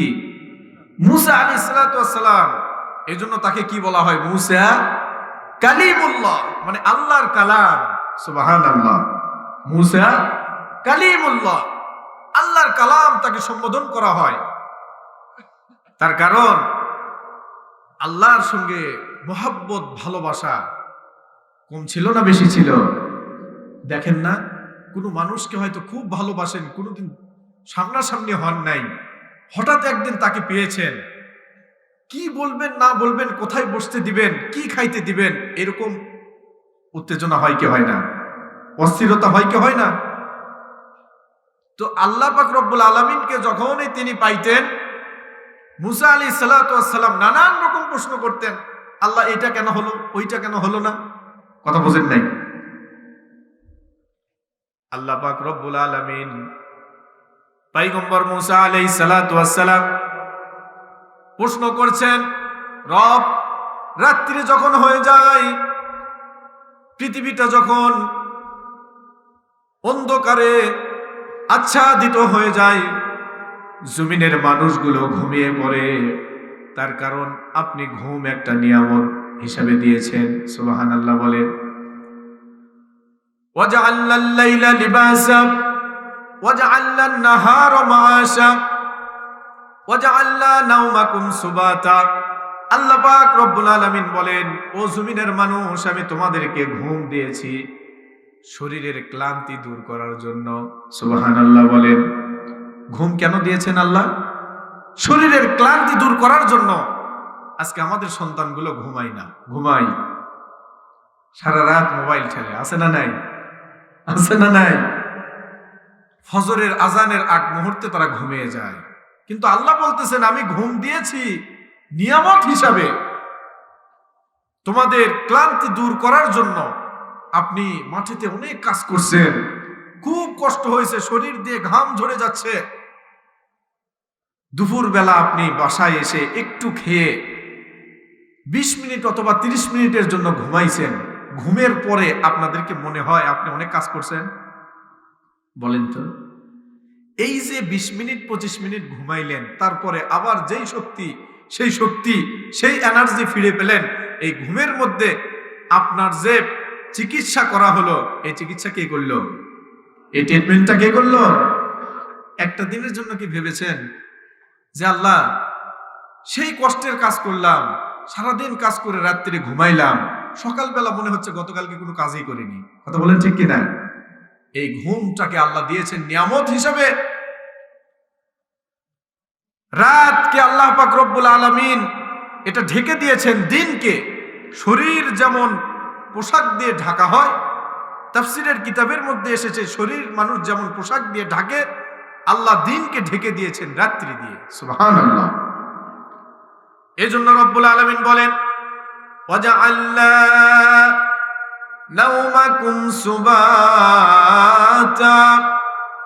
ওয়াজআলনা আল-লাইলা লিবাসা। আমি রাতটাকে আচ্ছাদিত করে দিয়েছি, দিনটাকে আচ্ছাদিত করে দিয়েছি রাত দ্বারা, আবার রাতকে আচ্ছাদিত করেছি দিন দ্বারা। কোনদিন কি এমনটা ভেবেছেন সারা জীবন শুধু রাত আর রাত, কোনো দিন নাই? কোনদিন ভাবছেন যে একটা দিন হয়তো ভাবতেছেন যে শুধু দিন আর দিন, কোনো রাত হচ্ছে না? কোনদিন ভাবছেন এরকম? মাঝে মাঝে দেখবেন আকাশটা একটু মেঘাচ্ছন্ন হয়, একদিন 2 দিন রোদ ওঠে না, মনের মধ্যে কেমন যেন একটু সংকোচবোধ হয় না? সংকীর্ণ হয়ে যায় না? খারাপ লাগে না? 2 দিন যদি রোদ না ওঠে কেমন জানি মনে হয় নিঃশ্বাস বন্ধ হয়ে যাবে, এরকম মনে হয়। একটাবার কি ভেবেছেন আল্লাহ যদি এমন করত, সারা জীবন রাত্রি, কোনো দিন নাই, তাহলে কেমন হতো? সারা জীবন শুধুই দিন আর দিন, কোনো রাত নাই, তাহলে কেমন হতো? এরকম ভাবছেন? আল্লাহ পাক কোরআনে বলেন, বান্দা তোমরা কেন ভাবো না, কেন চিন্তা করো না যদি আমি এমনটা করে দিতাম? রব বলেন, আমি এমনটা করি নাই কেন? দিনকে আমি আচ্ছাদিত করে দিয়েছি রাত দ্বারা, আবার রাতকে আমি আচ্ছাদিত করে দিয়েছি দিন দ্বারা। কেন বান্দা তুমি জানো? দিন রাতকে দিয়েছি নিয়ামত হিসাবে, ঘুম হিসাবে। এই ঘুম যখন তোমাকে ধরবে, তোমার শরীরের ক্লান্ত দূর হয়ে যাবে। আর দিনকে দিয়েছি তোমার পরিশ্রমের জন্য, তোমার রিজিক অন্বেষণ করার জন্য আমি দিনকে দিয়েছি। সুবহানাল্লাহ বলেন।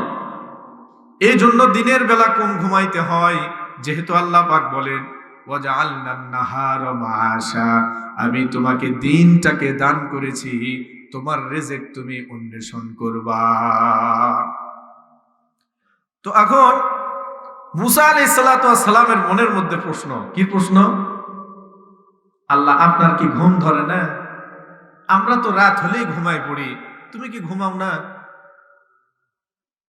আল্লাহ পাক রব্বুল আলামিনকে প্রশ্ন যখন মুসা পয়গম্বর করছেন, রব্বুল আলামিন বলেন, মুসা রে, এই জবাব দেব তোমাকে, আগামীকাল তুমি তুর পর্বতে আসো, জবাবটা আমি ওখানেই দিব।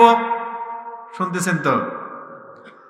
পয়গম্বর মুসা আলাইহিস সালাতু ওয়াস সালাম কথা মতো পরের দিনে তিনি তুর পর্বতে চলে গেলেন, তুর পাহাড়ে গেলেন। আল্লাহ পাক রব্বুল আলামিন তাকে বললেন, মুসা হাতে একটা পাত্র নাও, সেই পাত্রে পানি ভর্তি করে নাও। কি নাও? পানি। মনে করেন একটা গ্লাস, ওই সময় তো গ্লাস ছিল না, তবে বিভিন্ন পাত্রে তো পানি খেত সবাই, কথা ঠিক কিনা? আল্লাহ একটু শুয়ে পড়েন, ঘুম এসে যায়, নাক ডাকেন আর ঘুম পারেন, আছে না নাই? নাক ডাকা কিছু পাবলিক আছে না, মানে পুরো বাসার ঘুম একবারে হারাম, এমন ডাকা ডাকতেছে, কথা বলেন ঠিক কিনা?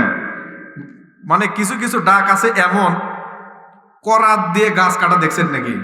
খালি খরখর খরখর খরখর করে, কথা বলেন ঠিক কিনা? আবার অনেক ডাক মানে খটাস খটাস খটাস খটাস করে আবার ফোঁস করে ছেড়ে দেয়, আছে না নাই এরকম? মানে পুরো ঘুম শেষ। মানে এমন ডাক হয়, যদি ওর মধ্যে একটু পানি দেন তো একবার গড় গড় গড় গড় শব্দ শুরু হয়ে যাবে, কথা বলেন ঠিক কিনা? এই রহমতটা দিয়েছেন কে? আওয়াজ দিয়ে বলেন কে? অথচ দেখেন 5 তলা বিল্ডিং এ একজন ঘুমায়, ঘুমের জন্য কমপক্ষে 5টা ট্যাবলেট খায়, তাও ঘুম আসে না, কথা বলেন ঠিক কিনা? তাহলে ওই চোখে আল্লাহ ঘুম দিবে না তো? চোখ দিয়ে কোরআন দেখে না, বডির মধ্যে কোনো হালাল নাই, সবকিছু হারাম দিয়ে ভরাই রাখছে, তো যেখানে হারাম আছে ওখানে তো নিয়ামত থাকবে না, কথা বলেন ঠিক কিনা? এই বাচ্চারা দেখবেন খালি শুয়ে দেওয়া মাত্র 5 মিনিটের মধ্যে ঘুম চলে আসছে, তার কারণ নিয়ামত যেখানে আছে আল্লাহর ঘুমও সেখানে আছে। মাঝে মাঝে দেখবেন জুমার দিনে, আমি তো এটা খেয়াল করি, যখন খুতবা দেই কিছু মুসল্লি আছে বাবা, একবার ডানে মারতেছে একবার বামে মারতেছে, অনেকে একবার সামনে মারে আবার পিছনে মারে, আছে না নাই? মানে এমন অবস্থা, এমন পরিস্থিতি যে ওকে ধরে মনে হচ্ছে যে সাইডে কোনো রুমে নিয়ে যে শুয়ে দিয়ে, বাবা নামাজ লাগবে না, তুমি আগে ঘুমা, কথা বলেন ঠিক কিনা? এই যে জুমার দিন আপনারা যে ডানে মারেন আবার বামে মারেন, এদিকে আছে না নাই?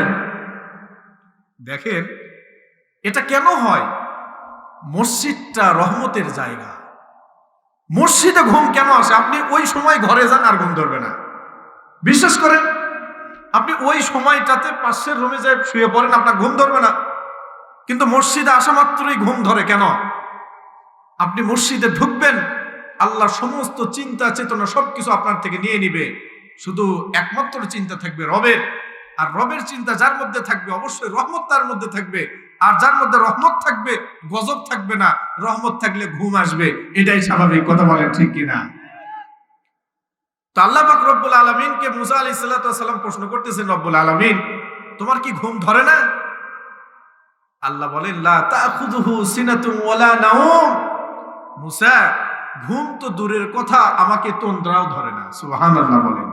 তন্দ্রা বুঝি তো, ওই যে খুতবার সময় যে ডানে আর বামে মারেন এটাকে বলা হয় তন্দ্রা, আর যখন করাত গাছ কাটার শব্দ হয় এটাকে বলা হয় ঘুম, কথা বুঝতে পারছেন? আল্লাহ পাক রব্বুল আলামিন বলতেছেন লা তাখুযুহু সিনাতুন ওয়ালা নাওম।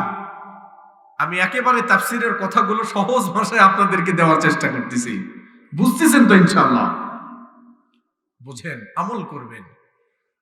রব্বুল আলামিন বলছেন মুসা রে, আমার এই ঘুম তো দূরের কথা, তন্দ্রাও আমাকে ধরে না, স্পর্শ করে না। পয়গম্বর মুসা বললেন ইয়া আল্লাহ, তাহলে আপনি কিভাবে থাকেন?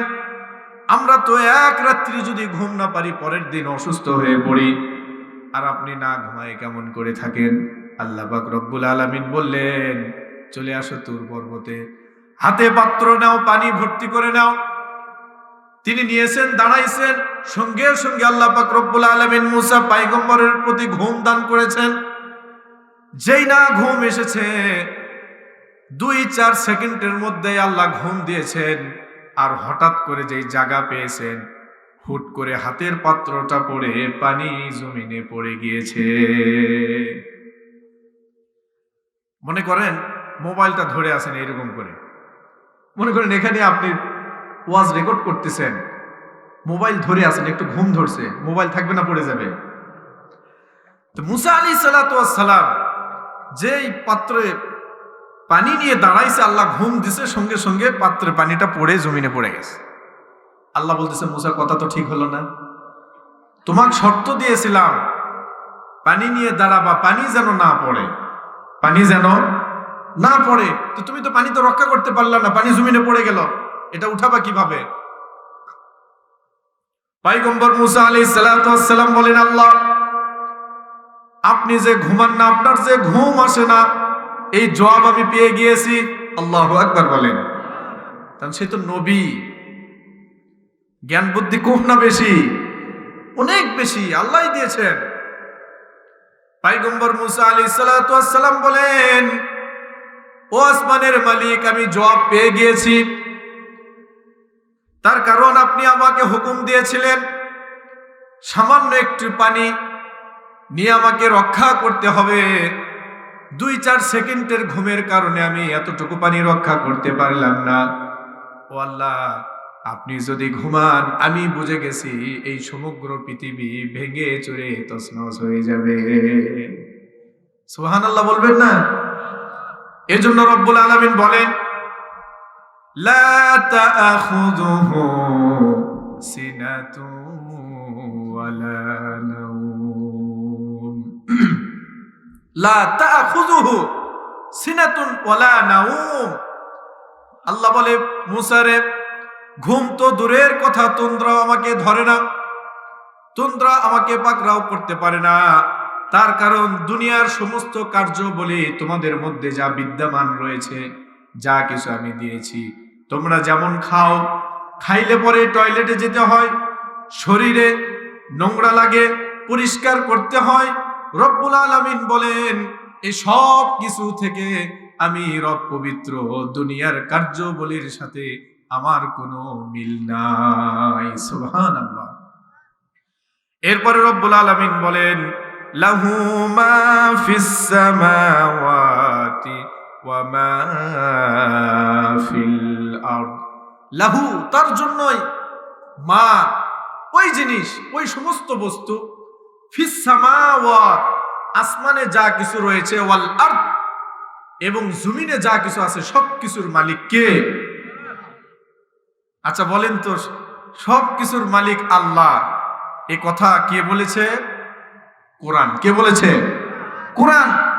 সুতরাং আমরা যে বলি ওই জমি আমার, ওই জায়গা আমার, ওই টাকাগুলো আমার, ওই গাড়ি আমার, ওই বাড়ি আমার, এই আমার আমার বলা কি উচিত? ছেলে আমার, মেয়ে আমার, জামাই আমার বলি কি বলি না? আল্লাহ বলতেছেন, লাহু মা ফিস সামাওয়াতি ওয়া মা ফিল আরদ। বান্দা, এই জমিনের যা কিছু, এই পৃথিবীতে যা কিছু, আসমান জমিনের মধ্যে যা কিছু রয়েছে, সব কিছুর একাচ্ছত্ব মালিক আমি, তোমার বলতে কিছুই নাই। কথা বলেন ঠিক কিনা? তোমার বলতে কিছুই নাই। অতএব এই পৃথিবীর ওই সামান্য সম্পদ নিয়ে তুমি তোমার ভাইকে, তুমি তোমার বোনকে বঞ্চিত করো না। কথা বলেন ঠিক কিনা? আত্মীয়তা নষ্ট করো না। এই সম্পদ এই জমিনেই থাকবে, তুমি সামান্যটুকু কবরে নিয়ে যেতে পারবে না। কেউ নিয়ে যেতে পারবে? কেউ পারেছে কোনোদিন? ব্যাংকে কোটি কোটি টাকা, তুমি যে বলো এই টাকা আমার, এই টাকা তোমার নয়, এই টাকার মালিক তুমি নয়। সাময়িক সময়ে তোমাকে আমি আমানত হিসাবে দিয়েছি। কথা বলেন ঠিক কিনা? এই টাকা পয়সা সম্পদ জমিনেই থাকবে। খালি হাতে এসেছো, খালি হাতেই তোমাকে কবরে যেতে হবে। যদি দুনিয়ার আমল ভালো হয়, কবরে বন্ধু হিসাবে আমি রবকে পাবে। সুবহানাল্লাহ বলবেন না? আমার যেদিন ফুরাবে দিন, আসবে গহীন রাত্রি। আমার যেদিন ফুরাবে দিন, আসবে গহীন রাতি। থেকো আল্লাহ জীবনে হয়ে চিরসাথী, আসবে গহীন রাতি। আমার যখন ফুরাবে দিন, আসবে গহীন রাতি। কথা বলেন ঠিক কিনা? যেদিন আমাদের হায়াতখানা শেষ, এক নিকোষ কালো অন্ধকার নেমে আসবে, কোনো আলো থাকবে না, অন্ধকার আর অন্ধকার। কবরে কোনো আলো আছে? আওয়াজ দিয়ে বলেন। সম্মানিত ভাইরারে আমার, কিছুদিন আগে একটা গান ভাইরাল হয়েছিল, সাদা সাদা কালা কালা। শুনছেন নাকি আপনারা? শোনেন নাই? সেদিন বুঝবেন আপনার কাফনের কাপড় হবে সাদা আর কবরটা হবে অন্ধকার কালো। সেদিন বুঝবেন যেই সন্তানগুলো গান বলে কিন্তু জিকির পারে না। আপনার সন্তান 10টা খেলোয়াড়ের নাম বলতে পারে, 10 জন সাহাবীর নাম বলতে পারে না। আপনার সন্তান নেতার পিছে ঘোরাঘুরি করে, আসল নেতা মুহাম্মদুর রাসূলুল্লাহকে চেনে না। আছে না নাই? সেদিন সব বাস্তবতা উঠে আসবে। এই জন্য আপনাদের কাছে বিনীত অনুরোধ জানাই, কবরটাকে ঠিক করি, কবরটাকে সেটেল করি দুনিয়াতে। আর দুনিয়া মাজরাআতুল আখিরাহ, এই দুনিয়ার কর্মই নির্ভর করবে আখিরাতটা কেমন হবে। আমাদের একটা কমন বক্তব্য হচ্ছে কি, আল্লাহ অনেক দয়ালু ভাই, আল্লাহ ক্ষমা করবি। আল্লাহ কি তোমার মতো পাষাণ? আল্লাহ ঠিকই ক্ষমা করবে। শোনেন, কোনোদিন দেখছেন সারা জীবন লেখাপড়া না করে পরীক্ষার হলে এসে কোনো ছাত্রকে এই বক্তব্য দিয়েছে, আমাদের শিক্ষকেরা খুব ভালো, পাশ করেই দিবে। আপনি একটা বর্ণও লিখলেন না, দিবে পাশ করে? আপনি আল্লাহ হুকুম করেছে নামাজ পড়ার জন্য, আপনি প্রত্যেক দিন সিজদা নষ্ট করছেন, আল্লাহর হুকুম অমান্য করছেন, নাফরমানি করছেন, আল্লাহ কি করে ক্ষমা করতে পারে? অসম্ভব। এই জন্য আসুন, আমি আয়াতুল কুরসির 3টা অংশ আপনাদের সামনে উপস্থাপন করেছি। আমি আশাবাদী আপনারা বুঝতে পেরেছেন আমাদের রব কয়জন। রব থাকেন কোথায়? আরশে থাকে। কিন্তু পরপরই কথা আল্লাহ বলেছে, তোমার একেবারে নিকটে থাকি। কত নিকটে? যেখানে স্মরণ করবা সেখানেই পাবা। সুবহানাল্লাহ। এই জন্য বিপদে আপদে ডাকবো কারে? সব সময় স্মরণ করব কাকে? জিকিরের সময় কাকে? নামাজের সময় কাকে?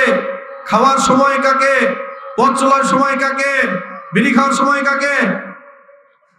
2-1 জন বলে ফেলছে, দেখলাম মনোযোগ ঠিক আছে কিনা। আল্লাহর নাম দিয়ে কি বিড়ি খাওয়া যাবে? সম্মানিত উপস্থিতি, আল্লাহ পাক রব্বুল আলামিন সবাইকে বোঝার তৌফিক দান করুন। সবাই বলে আমিন। ظلمنا أنفسنا وإن لم تغفر لنا وترحمنا لنكونن من الخاسرين ربنا آتنا في الدنيا حسنة وفي الآخرة حسنة وقنا عذاب النار ربنا لا تزغ قلوبنا بعد إذ هديتنا وهب لنا من لدنك رحمة إنك أنت الوهاب আয় আল্লাহ পাক, গভীর রজনীতে পোরশার জমিনে নওগাঁ জেলা পোরশা থানা বড় রনাইল মরাকাঠা আয় আল্লাহ পাক অন্তর্গত কোরআনের মাহফিলে রব্বুল আলামিন যে কয়েকটি কথা বলেছি, আপনার পবিত্র মহামূল্যবান একটি আয়াত নিয়ে আলোচনা করেছি আয়াতুল কুরসি থেকে। যারা ধৈর্য নিয়ে শুনেছে মাবুদ, সবাইকে আপনি কবুল আর মঞ্জুর করিয়ে নিন। আয় আল্লাহ তাআলা, এই কথাগুলোর উপর আমাদেরকে আমল করার তৌফিক দান করিয়ে দিন রব্বুল আলামিন। সর্বপ্রথম আপনার দরবারে বিনীত অনুরোধ জানাই, আমাদের সকলের জিন্দেগীর সমস্ত গুনাহ খাতাগুলি মাফ করিয়ে দিন রব্বুল আলামিন। ভুল ভ্রান্তিগুলো ক্ষমা করিয়ে দিন। যা কিছু হাদিয়া দিয়ে থাকেন মাবুদ, আকাই নামদার তাজদারি মদিনা জনাবে মুহাম্মদুর রাসূলুল্লাহ সাল্লাল্লাহু আলাইহি ওয়াসাল্লামের পবিত্র রূহ মুবারকে পৌঁছাইয়া দিন। আয় আল্লাহ পাক, আরো পৌঁছাইয়া দিন নবী আদম আলাইহিস সালাতু ওয়াস সালাম থেকে আজ পর্যন্ত সারা পৃথিবীর জমিনে যত মুমিন মুমিনাত মুসলমান যারা ঘুমিয়ে রয়েছে, প্রত্যেকের কবরের আরওয়াহের উপরে এই সওয়াবগুলি পৌঁছাইয়া দিন। আয় আল্লাহ তাআলা, বিশেষ করে যে স্থানে বসে আপনার দরবারে হাত তুলেছি মাবুদ, এই জমিনে এই মহল্লাবাসীর মধ্যে যারা ঘুমিয়ে রয়েছে, এই মহল্লার মাটিতে যেই সমস্ত মুর্দাররা কবরে শায়িত রয়েছে মাবুদ, প্রত্যেকের কবরের আরওয়াহের উপরে এই সওয়াবগুলো পৌঁছাইয়া দিন। আয় আল্লাহ তাআলা, দুনিয়াটা বড় কঠিন জায়গা রে মাবুদ। যেই সন্তানদের জন্য, যেই পরিবারের জন্য জান পানি করে আমরা খাটাখাটনি করি, এমন একটা সময় আসে মাবুদ, প্রাণটা বের হয়ে গেলে ওই সন্তানগুলো কাঁদে করে আমাকে নির্জন জায়গা জঙ্গলে পুকুর পাড়ে রেখে চলে যায়। রব্বুল আলামিন আমাদের বোঝার বাকি নাই রে মাবুদ, আপনি আল্লাহ ছাড়া আমাদের আর কেউ আপন নাই। আয় আল্লাহ পাক, এই কোরআনের মাহফিল যারা ইন্তজাম করেছে মাবুদ, তাদেরকে আপনি কবুল আর মঞ্জুর করিয়ে নিন। বড় রনাইল মাদ্রাসাকে আপনি কবুল আর মঞ্জুর করিয়ে নিন। ছাত্র শিক্ষকদেরকে কবুল আর মঞ্জুর করিয়ে নিন। যারা জায়গা জমিন দিয়ে কবরে চলে গেছে তাদেরকে ক্ষমা করিয়ে দিন। কবরগুলিকে আপনি জান্নাতের বাগিচা বানাইয়া দিন। আমার নানা ভাই সহ যারা এই জমিনে জায়গা দিয়েছে মাদ্রাসার জন্য মাবুদ, তাদেরকে আপনি ক্ষমা করিয়ে দিন। কবরটাকে জান্নাতের বাগিচা বানাইয়া দিন। রব্বুল আলামিন, মা বোনদের মধ্য থেকে যারা এই মাদ্রাসাতে যারা সহযোগিতা করে তাদেরকে আপনি ক্ষমা করিয়ে দিন। আজ কোরআনের মাহফিলে যে সমস্ত মা বোন অসুস্থ রয়েছে তাদেরকে আপনি সুস্থতা দান করিয়ে দিন। আমার যে সমস্ত ভাইরা অসুস্থ রয়েছে সবাইকে আপনি সুস্থতা দান করিয়ে দিন।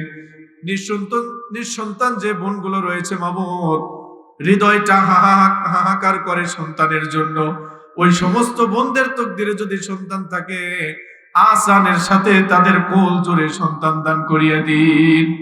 রব্বুল আলামিন, যে যে সমস্যা নিয়ে ভুগছে মাবুদ, সকলের সমস্যাগুলোকে সমাধান করিয়ে দিন। রব্বুল আলামিন, বাংলার জমিনকে আপনি কোরআন হাদিসের জন্য কবুল আর মঞ্জুর করিয়ে দিন। আয় আল্লাহ পাক, বড় কষ্ট নিয়ে বলতে হয়, যে মানুষগুলো 50টি বছর কোরআনের দাওয়াত দিয়েছে, কোরআনের কথা বলেছে মাবুদ, শত শত অমুসলিম যাদের হাতে মুসলমানও হয়েছে, সেই সমস্ত মানুষদেরকে আজকে জেলখানায় পচে মারা হচ্ছে। রব্বুল আলামিন, দয়া করে আর মেহেরবানি করিয়া জেলখানা থেকে তাদেরকে আপনি মুক্তি করিয়া দিন। রব্বুল আলামিন, এই জমিনে কত চোর বাটপার ঘুরে বেড়ায় রে মাবুদ, কিন্তু যারা কোরআনের কথা বলে তাদেরকে জুলুমের শিকার হতে হয়। আয় আল্লাহ পাক, আখিরাতে আমাদেরকে সেই প্রাপ্য সেই প্রতিদান, রব্বুল আলামিন, যারা কষ্টের শিকার হয়েছে তাদেরকে আপনি আখিরাতে উত্তম প্রতিদান দান করিয়ে দিন। আয় আল্লাহ পাক, এখানে যে যে আশা নিয়ে আমার সঙ্গে হাত তুলেছে মাবুদ, সকলের আশাকে আপনি পূর্ণ করিয়ে দিন। যে যে অসুস্থতায় রয়েছে মাবুদ, এমন অসুস্থ রয়েছে কাউকে বলতে পারে না রব্বুল আলামিন, কিন্তু আপনি ভালো জানেন রে মাবুদ। সকলের সমস্যা অসুস্থতা গুলোকে দূর করিয়ে দিন, পরিপূর্ণ সুস্থতা দান করিয়ে দিন রব্বুল আলামিন। আমার সঙ্গে দুইজন ভাই এসেছে, রকি ভাইকে আপনি কবুল আর মঞ্জুর করিয়ে নিন। আয় আল্লাহ পাক, জীবন ভাইকে কবুল আর মঞ্জুর করিয়ে নিন। রকি ভাইয়ের ছেলে অসুস্থ, তাকে আপনি সুস্থতা দান করিয়ে দিন রব্বুল আলামিন। নিরাপদে আমাদেরকে পৌঁছার সুযোগ করিয়ে দিন। আয় আল্লাহ পাক, আগামীকালকের প্রোগ্রামকে আপনি কবুল আর মঞ্জুর করিয়ে দিন রব্বুল আলামিন। ঢাকা থেকে যে মেহমান আসবে মাবুদ, তাকে আপনি সঠিকভাবে এখানে পৌঁছার তৌফিক দান করিয়ে দিন রব্বুল আলামিন। কোরআনের এই মাহফিল যেন আমাদের আখিরাতে নাজাতের ওসিলা হয়ে যায়। রব্বানা তাকাব্বাল মিন্না ইন্নাকা আনতাস সামিউল আলিম ওয়া তুব আলাইনা ইয়া মাওলানা ইন্নাকা আনতাত তাওয়াবুর রহিম। ওয়া সাল্লাল্লাহু তাআলা আলা হাবিবিহি মুহাম্মাদিন ওয়া আলিহি ওয়া আসহাবিহি ওয়ান নাসি আজমাইন। আমিন আমিন। ওয়াজআল আখির কালামিনা ইনদাল মাউতি লা ইলাহা ইল্লাল্লাহু মুহাম্মাদুর রাসূলুল্লাহ।